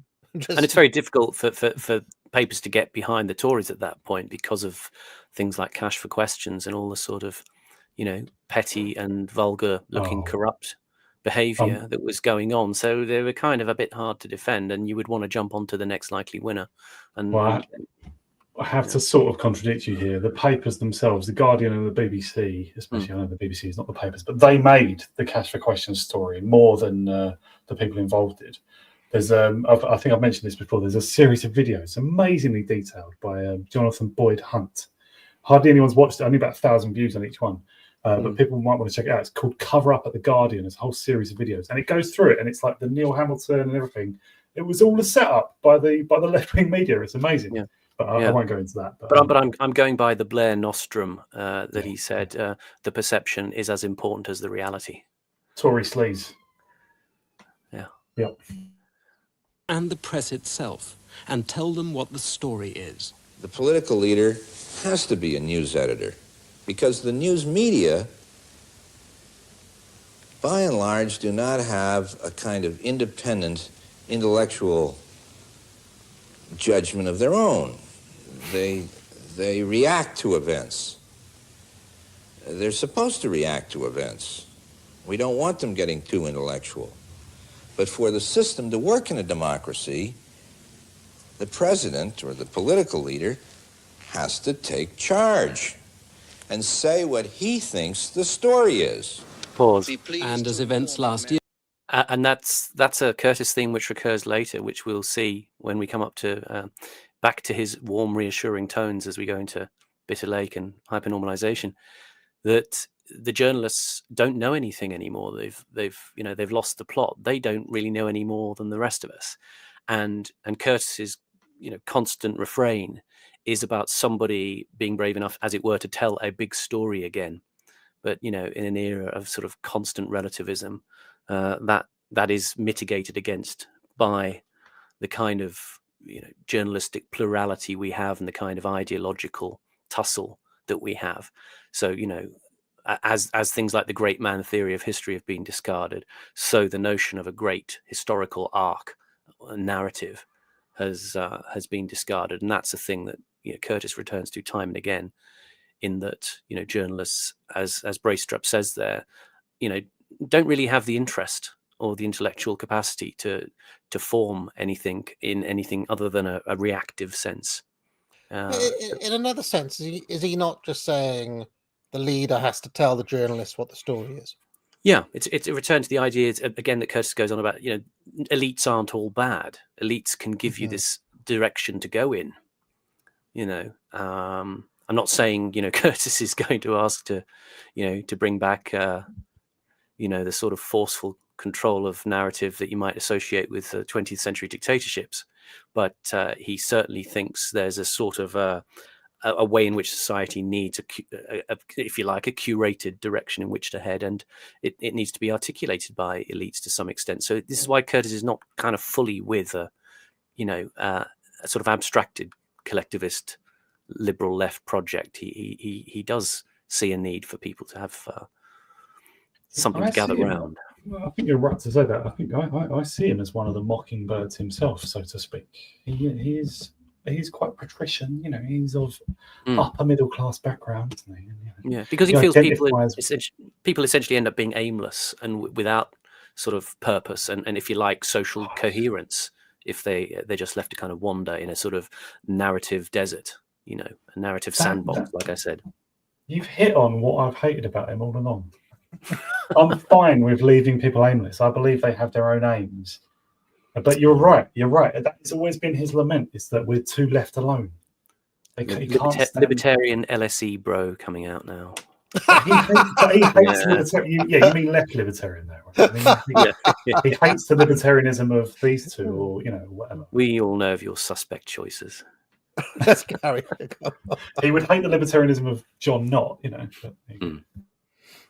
But, showed the press responds respectfully to the war leader as editor-in-chief. In South Georgia, God save the Queen. What happens next, Mr. Knott? Thank you very much. What's your Just reaction, rejoice at that news and congratulate our forces and the Marines. There you go. Maggie telling the press what the story is. That's it.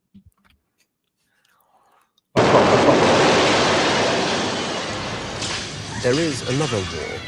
In some respects, Northern Ireland has been a conflict much like Vietnam. No front line, no formal censorship. But over the last few years, it's become much less a soldier's war, much more one of image-making, perceptions, propaganda. It's a battle for hearts and minds, and not just for those in Northern Ireland. In the United States, for instance, it's for the hearts, minds, and cash of 40 million Irish Americans. American television crews are frequent visitors to Belfast. They talk to the IRA, to the army, to the police, to Stormont. This utter subversion.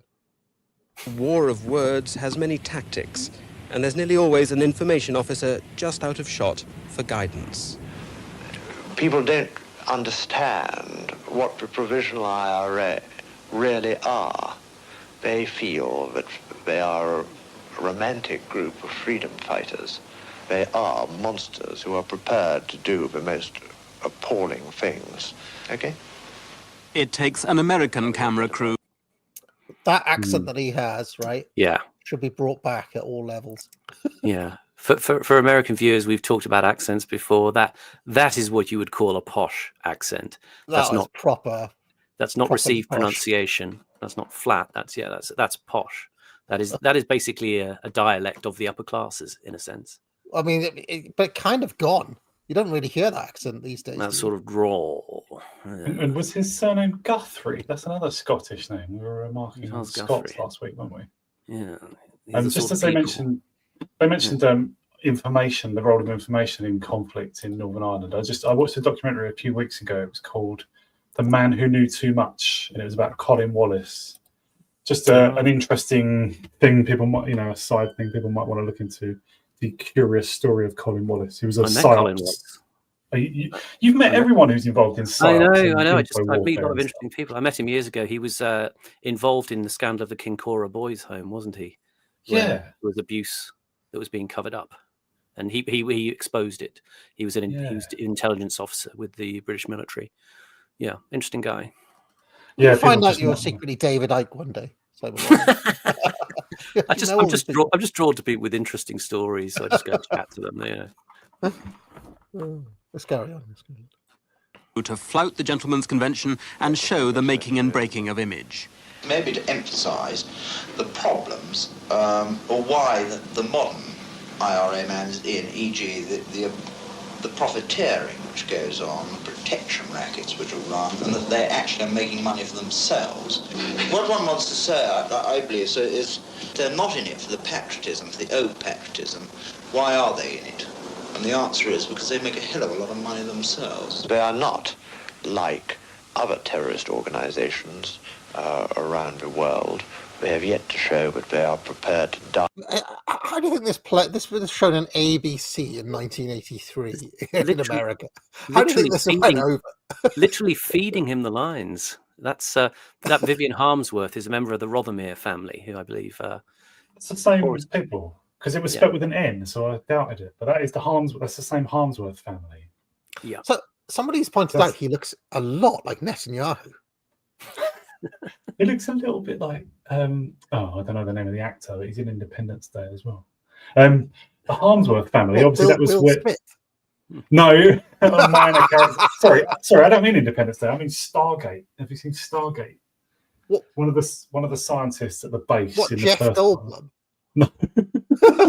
I know Jeff Goldblum. Jeff Goldblum is unmistakable. Do you know what? For years we used to go to this quiz. Me and my physics PhD mates, we went to this quiz every single week, and every once in a while we'd get to make the quiz, and there was always a picture round, and one week for our picture round, all 15 pictures were of Jeff Goldblum. And the quiz was name the movie, right? So it was 15 stills of 15 movies that Jeff Goldblum had been in. I don't know why we did it. It just kind of cracked us up a little bit. But yeah, every time Jeff Goldblum is mentioned, I'm reminded of that now. So. Sorry, Simon, were you going to say something about the Harmsworths? Because I was. No, I just mentioned that it's the Rothermere family who they manage the Daily Mail. Is that right? They still, Daily Mail was owned by Daily Mail Group. I think the Rothermere still. Yeah, I think the current Lord Rothermere would still be the biggest shareholder in that. I think it's still spoken of as controlled by the Rothermeres. But they found. I don't know if they founded it, but yeah, Lord Northcliffe was the first one who was ennobled back in the 1910s, I think. And he was, like Alfred Harmsworth, and then his son Harold Harmsworth founded or took over the Daily Mail. Sorry, I'm mixing things up. They both, anyway, but yeah, he became Lord Rothermere, right? And there are still, that's a hereditary peerage that's still going now. It's one of the younger hereditary peerages. But yeah, they are. Yeah, look up the current Lord Rothermere and just do an image search on him and see all the kind of interesting, famous faces that. Snuggle up to Lord Rothermere in pictures at garden parties with glasses of wine in their hand. Just have a look at the sorts of people. Many of our friends. No, go on. Oh, that guy asking questions there. He was a journalist he was a journalist at Rothermere. Right? He's a press officer, military press officer, who is a part of the Rothermere family. Right. Yeah. For Ireland. But journalists can surely see the truth through the image, the press officers and the propaganda.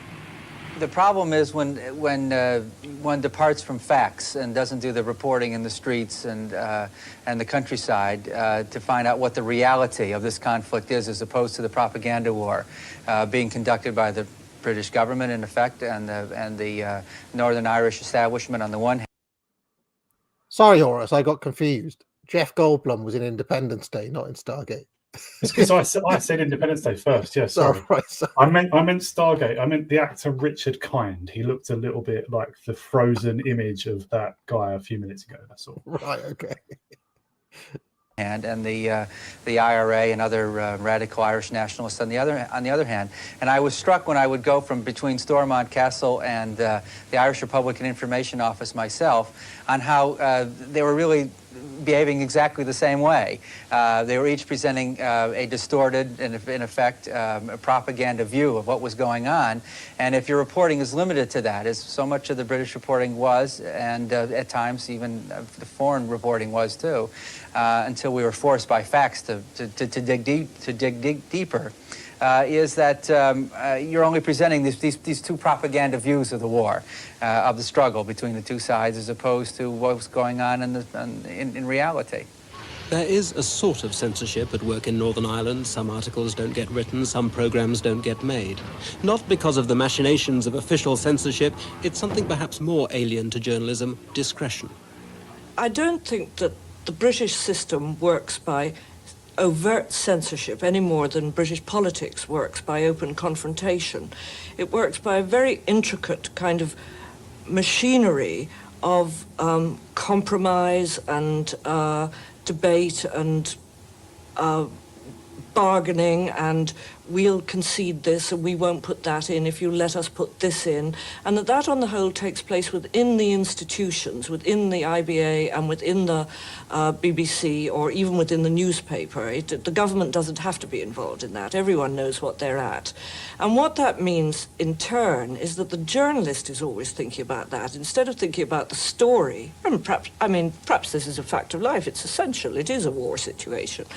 But the journalist is always thinking about how much can I get away with? And no, we won't talk about that because that is going to drive the hierarchy mad at the BBC. We won't even suggest it, but we will put that in and we might get away with it. Or on the contrary, we will suggest that and then they'll be so appalled by that when we fall back to this position, which is what we really want, we'll get it on without much problem. And that one is constantly thinking about those considerations in getting Northern Ireland onto television, rather than perhaps thinking a great deal more about getting the facts and the analysis and the information to the public.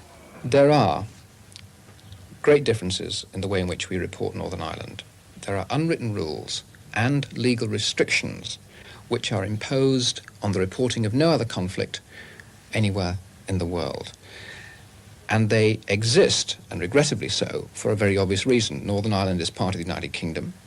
The state is therefore involved in the conflict, and the broadcasting institutions, however much they quite rightly guard their independence, are nevertheless part of the framework of the state, and that's where the problems arise, and that's where the pressures come from. For a start, the whole vocabulary of covering Northern Ireland, the semantics of political violence, if you like, are different. We use words in covering Northern Ireland that we probably wouldn't use in covering a war in El Salvador, the Palestinian guerrillas in the... I mean, I kind of think this is understandable. Is that wrong of me? I can, No. for this conflict in particular, I understand why. Because it was, I mean, a dangerous situation, basically. And you could have just, like, if they'd just been told the truth, quote unquote, of the situation, it could have played into the hands of the fear campaign that was being waged by the IRA, for example. So they had to be careful, you know. This fellow Peter Taylor was quite well known, wasn't he?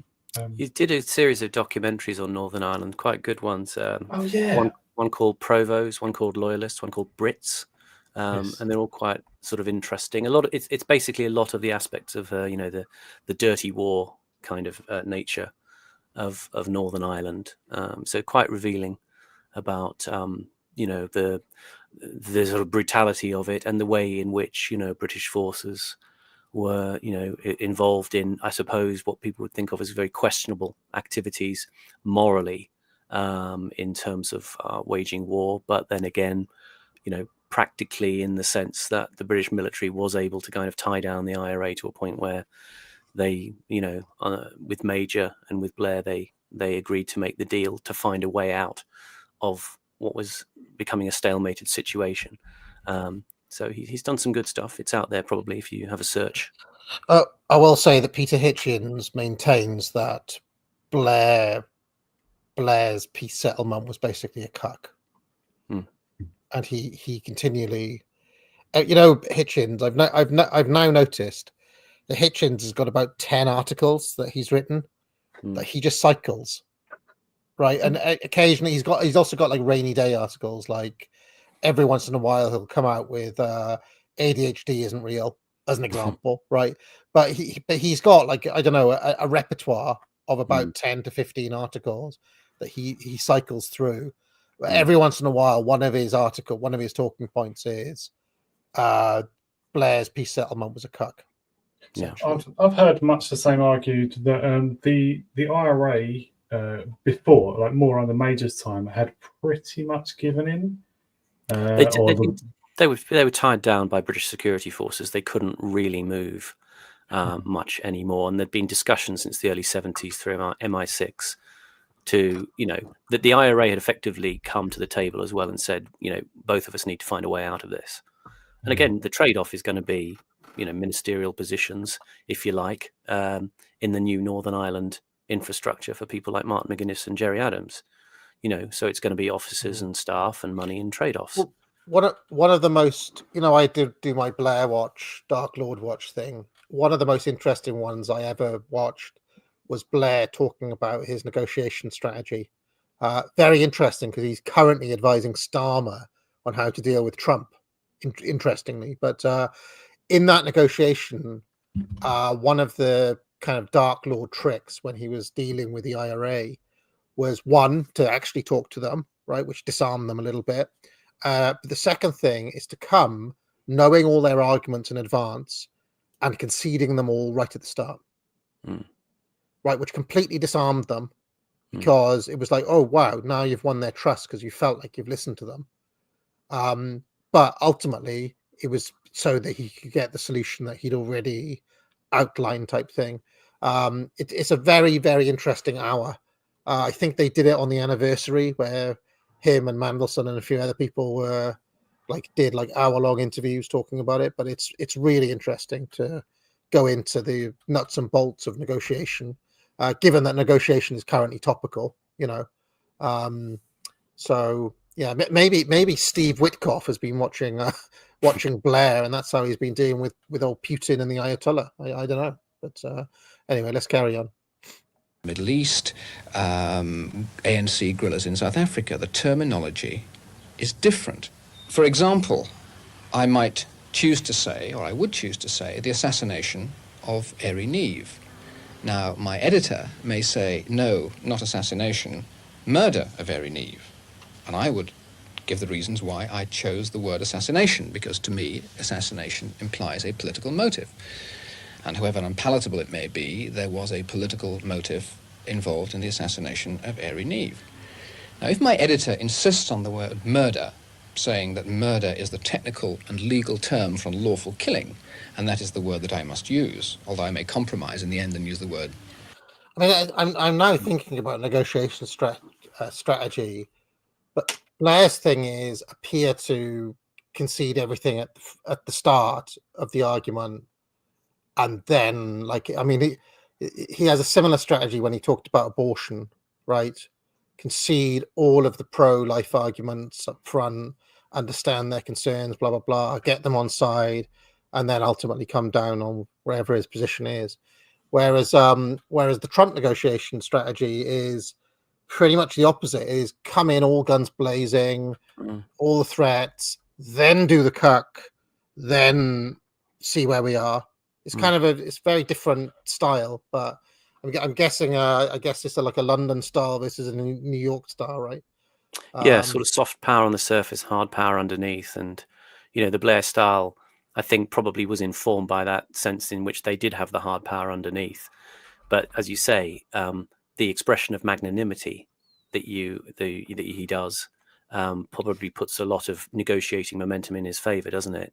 To the other side. It's good. I mean, it's goodwill up front. Yeah. Then like you front load your goodwill.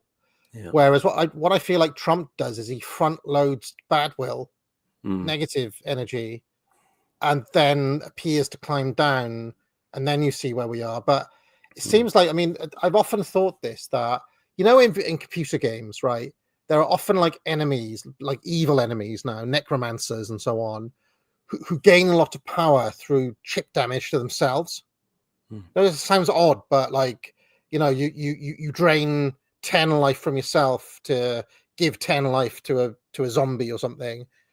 I often feel like his style of doing things requires taking chip damage to himself, which is an odd thing, but it is a kind of, if you watch Trump for long enough, you notice that he does it a lot, right? So often he comes up trumps as well, though, true to his name.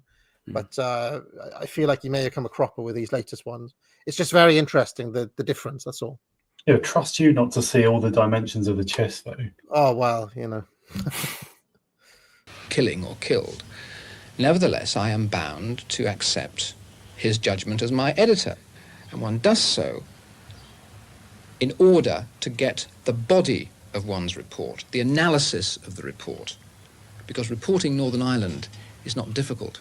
Analysing it is. To get the body of that report on the screen. And in order to do so, those compromises, I believe, are inevitable for the greater good of the report. As the Falklands showed, in times of war, the soldiers and their spokesmen call the shots. The public interest comes down to what will satisfy the public's interest. Like food, in wartime, information is rationed, nationalised. It comes easier perhaps to the British press, already well accustomed to off-the-record lobby guidance, but foreign journalists, unused to British ways, rebelled against the restricted briefings sometimes held by the Ministry of Defence. They would keep these briefings a secret from us when they could. They got angry when, in fact, in one case, some of us were able to find out through diligent reporting that one of these briefings had been held by the defense minister himself, and that he had purposely planted certain false ideas with the British correspondents to try and mislead the Argentinians as to future British plans. We had amazing strategy. Identified Mr. Knott as the briefer in our American reports, and we were complained to by the British correspondents for having done so. They were furious at us. It's this kind of not only acceptance but avid support of this lobby system and what flows from it that makes, I think, censorship and acceptance of it in a situation like the Falklands, or acceptance of covering mostly propaganda from both sides in Northern Ireland, the rule in a lot of British news coverage. There was one terrifying remark in this last report on the press relations and the Falklands, saying that there are occasions when misrepresentation is excusable or necessary. This is not so. This is not so. I mean, it's nonsense, and it's damn dangerous nonsense too. If the journalist is being specifically told that it's lies that he's being asked to tell, the journalist, if he's a good journalist, won't do it. In any case, even if he only learns afterwards, he will cease to trust the army. And as truth comes out in the end, witness suis, the public would cease to trust the press. No, the public would never cease to trust the press. Simon. I mean, Falklands, interesting example there. I mean, the earlier thing about in the commentary, it said about, the press responding respectfully to the war leader. The Falklands obviously was a case in point because it was an unusual situation where the BBC actually didn't respond respectfully to the war leader. There was a bit of a controversy at the time that the BBC adopted a kind of an uber neutrality in the reporting of the war. So they'd refer to actions taken by the British and actions taken by the Argentines, and then they'd receive criticism from the Conservatives from the Tory government, as to why they weren't talking about, our boys and being kind of fiercely loyal in the projection of the war. I mean, there's a funny example. Dennis Thatcher, the husband of Mrs. Thatcher, talked about the BBC being run by pinkos, a nest of long-haired trots and woofters, he called them. And famously on Nationwide, they sort of tried to stitch up Mrs. Thatcher. There was an interview about the Belgrano incident. The Belgrano, big Argentine cruiser, was sunk, and it was learned that it was the British. We'd placed an exclusion zone of 200 miles around the islands, and the Belgrano was sunk by HMS Conqueror, one of our submarines. It was technically outside the exclusion zone, so the idea was formed that you couldn't be fired on outside the exclusion zone, but they tried to sort of put Mrs. Thatcher on the spot with a lady called Diana Gould, who was a member of the public who'd been researching the Belgrano incident, and she tried to embarrass Thatcher, citing where the Belgrano was at the time it was sunk, what direction it was heading in, and this became a sort of memorable dent against Thatcher to a certain extent, because it was thought that we'd done something very ungentlemanly by sinking this cruiser. As it turned out later, the actual captain of the ship himself said, yeah, it was completely fair enough to open fire on us because we were just maneuvering at that time. We were outside the exclusion zone, but we're an enormous great cruiser in a war zone. So I mean, it was regrettable. There's a lot of loss of life, a lot of gnashing on the sort of British progressive left about it, but it was war, and so the BBC were kind of determined to sort of undermine the government's projected war narrative. Is it fair to say, though, Simon, that the Falklands War truly did? It was which truly did the old left in. Michael Foot, and they call it the longest suicide note in history, and I mean, basically that was when the Tory establishment won, and where Labour had to become Tony boy. Really. And she eventually, of course, in the election the following year, 1983, she won a massive bounce from the so-called Falklands effect, because it did look, I mean, it was a heroic operation, in the way that, sending an expedition force all that way with actually very limited resources, because there's a defence review at the time attempting to chop the military back to the bone, and to pull off the defence of the Falklands was astonishing. So she kind of, she coasted back into power on the back of that. But yeah, as you say, the left kind of didn't have a rebuttal other than the sort of, but think of the children, kind of. They made themselves look silly there. They made themselves look like idiots. Yeah. And, they ran out outside. Yeah. She benefited especially from the fact that she had to win over, a lot of the cabinet, some of the parliamentary party, some of the media, some of the foreign office, some of the military, and her iron will seemed to show through in those few weeks, right? which I think she does deserve some personal credit for. But also, the left tried to attack her on the thing she was strongest on.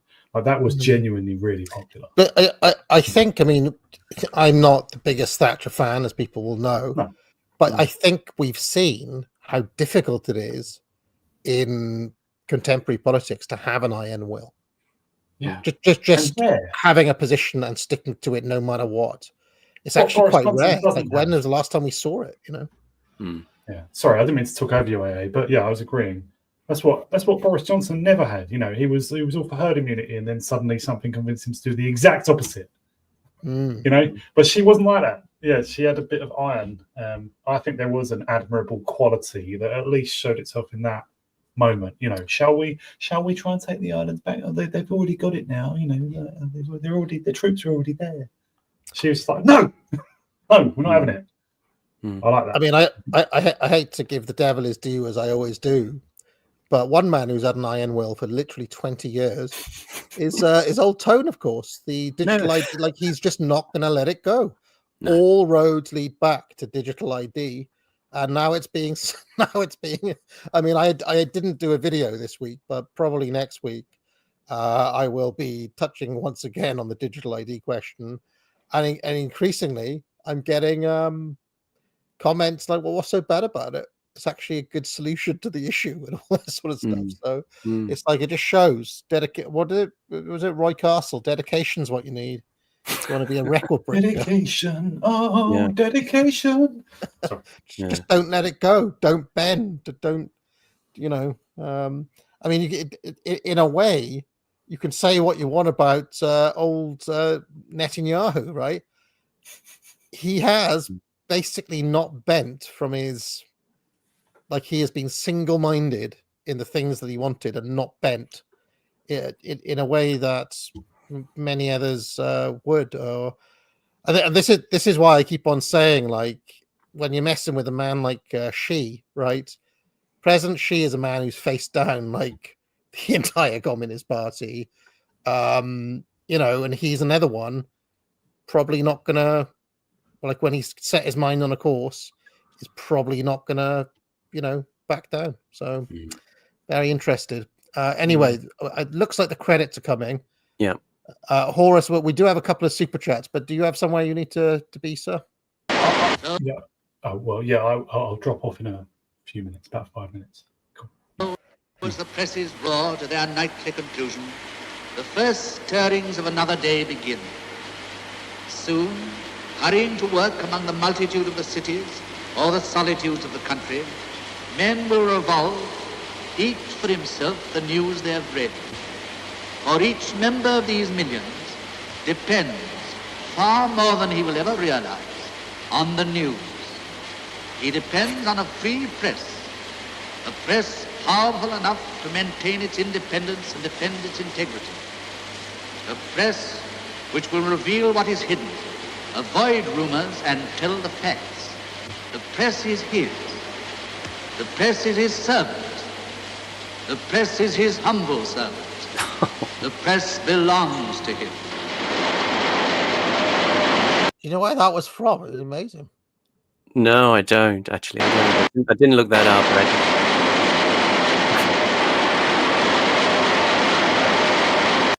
There he is.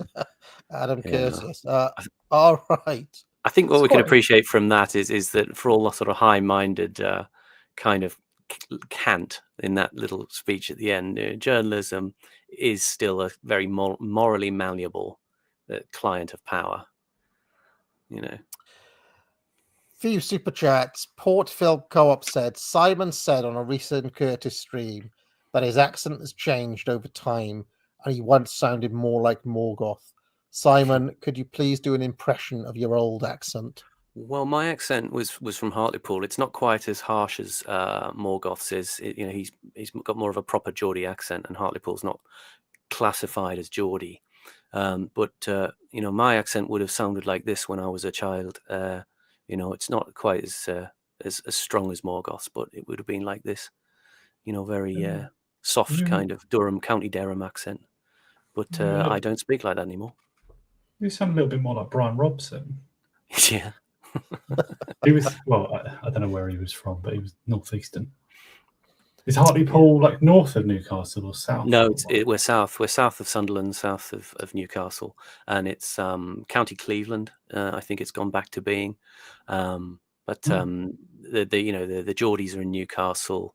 What they call the Mackhams are in Sunderland, and I think apparently they call people in Hartlepool smoggies, but I never heard that, in the sort of Hartlepool lore. But our accent's not quite as strong as the Geordie. Lewis Shaw Moffat says, the true myth-making via propaganda was tested in World War I and perfected in World War II. World War I was the beginning of the Boomer Truth regime, or its proto-form. Yeah, there's a lot of truth to that, Lewis. There is, and I think that was touched on even in this documentary, wasn't it? In part one. Yeah. He also says, Horace, have you seen the documentary, The World War I Conspiracy? If not, can I request you give it a look on YouTube for a breakdown? No, never heard of that. I will check that out. The World War I Conspiracy, you say? The World War I Conspiracy. Okay, thank you. No, I haven't. Port Film Co-op says, I saw one of the most amazing films, Denial, 1990, starring Robin Wright and Jason Patric, not to be confused with a propaganda film of the same name. There are no good quality versions available. Australian DVD is the best bet. All online versions, including the one you can pay for on YouTube, are junk. So that's Denial from 1990. Just replying to the last question, I have seen that. It's a James Corbett film, but I will watch it again. Yeah, it's good. Full Spectrum Submission says, boomers, through propaganda, are encouraged to see fighting Putla as their manifest destiny, resulting from European transgenerational trauma. Port Film Co-op says, Denial, 1990, is an intense, melancholic, provocative relationship drama. There are no US-UK DVDs. You can only find it in Australia. Online versions are crap, but do seek it out. It is worth reviving. So there we go. So Giddy told me twice. Brulham says, the best quotes of Murray. Have you ever been to the region? I have spoken to so many IDF soldiers about their harrowing conditions. Brulham says, Smith mentions the kids. This is Dave Smith. Smith mentions the kids dying and associated horrors. Murray retort, it's horrible that young Israelis have to go into Gaza to find hostages and try to get the Hamas leadership. Brulham says, Murray, Israel has been uniquely libeled, uniquely lied about. Its history is uniquely put in an international spotlight and misrepresented. Oh my gosh. I'm never going to watch that debate. By the way, I only want to watch that single clip of Murray saying, have you ever been? Brulham says he mourns the number of boys he loses to PTSDs from bombing women and children. Blood feuds brought to our shores, disgraceful. Atlas Code says... Hey, sorry, I'm just going to drop off, okay? Thanks, yeah, thanks everyone. Cheers, Horace. Cheers, Horace. And check out his Take Substack if you enjoy Horace here. Thanks, everyone. Bye-bye. Atlas Code says, here is £2 for the Douglas Murray impression. Will I get that £2, or do we split it on a kind of 60-40 or something? Well, I mean, if you want, if we ever do meet up for that pint, I'll buy you. I'll buy you. Buy me half. Half in London. Would it even buy a quarter of a pint? £2, I think. Lewis Shaw Moffat says the entire purpose of the world wars was to destroy Germany and ensure Anglo-American hegemony, but it just killed a lot of people for no lasting gain. Jake Churchill says, AA, please see the 1952 British film So Little Time, directed by Compton Bennett. One of the most humanized depictions of World War II Germans that I have seen. That is So Little Time from 1952. Studio Rayner says, the fault lies on Poland for the world wars. Metternich negotiated the Congress of Vienna when they allowed Russia to take Poland because it was a hub of liberalism. From the beginning, liberalism was a tool for sabotage. There's a bit more to it because there was a there was a Polish government in exile in London and all this sort of stuff.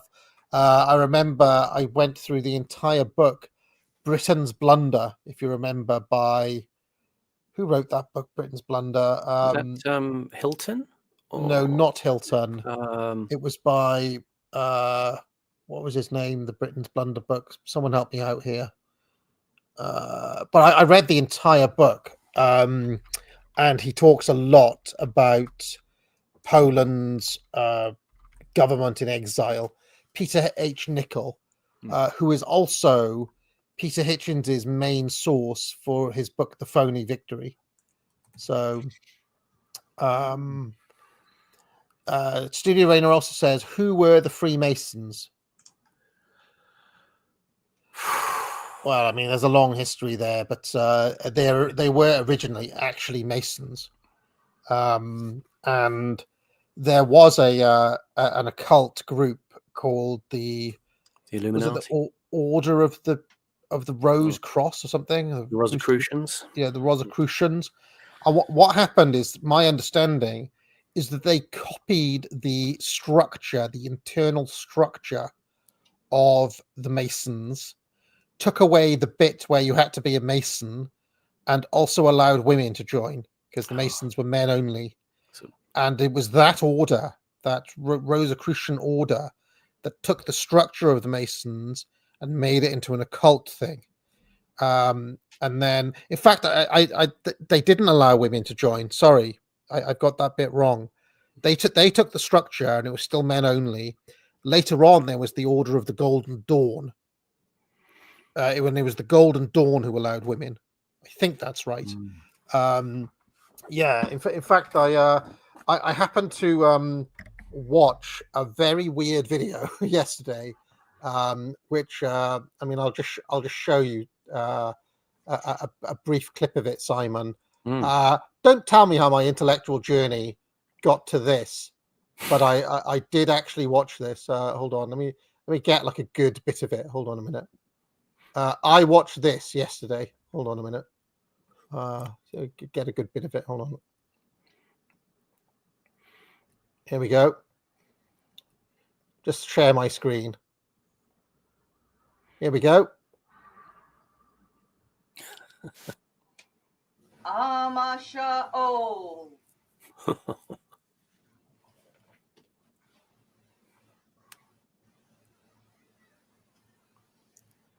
Adonai.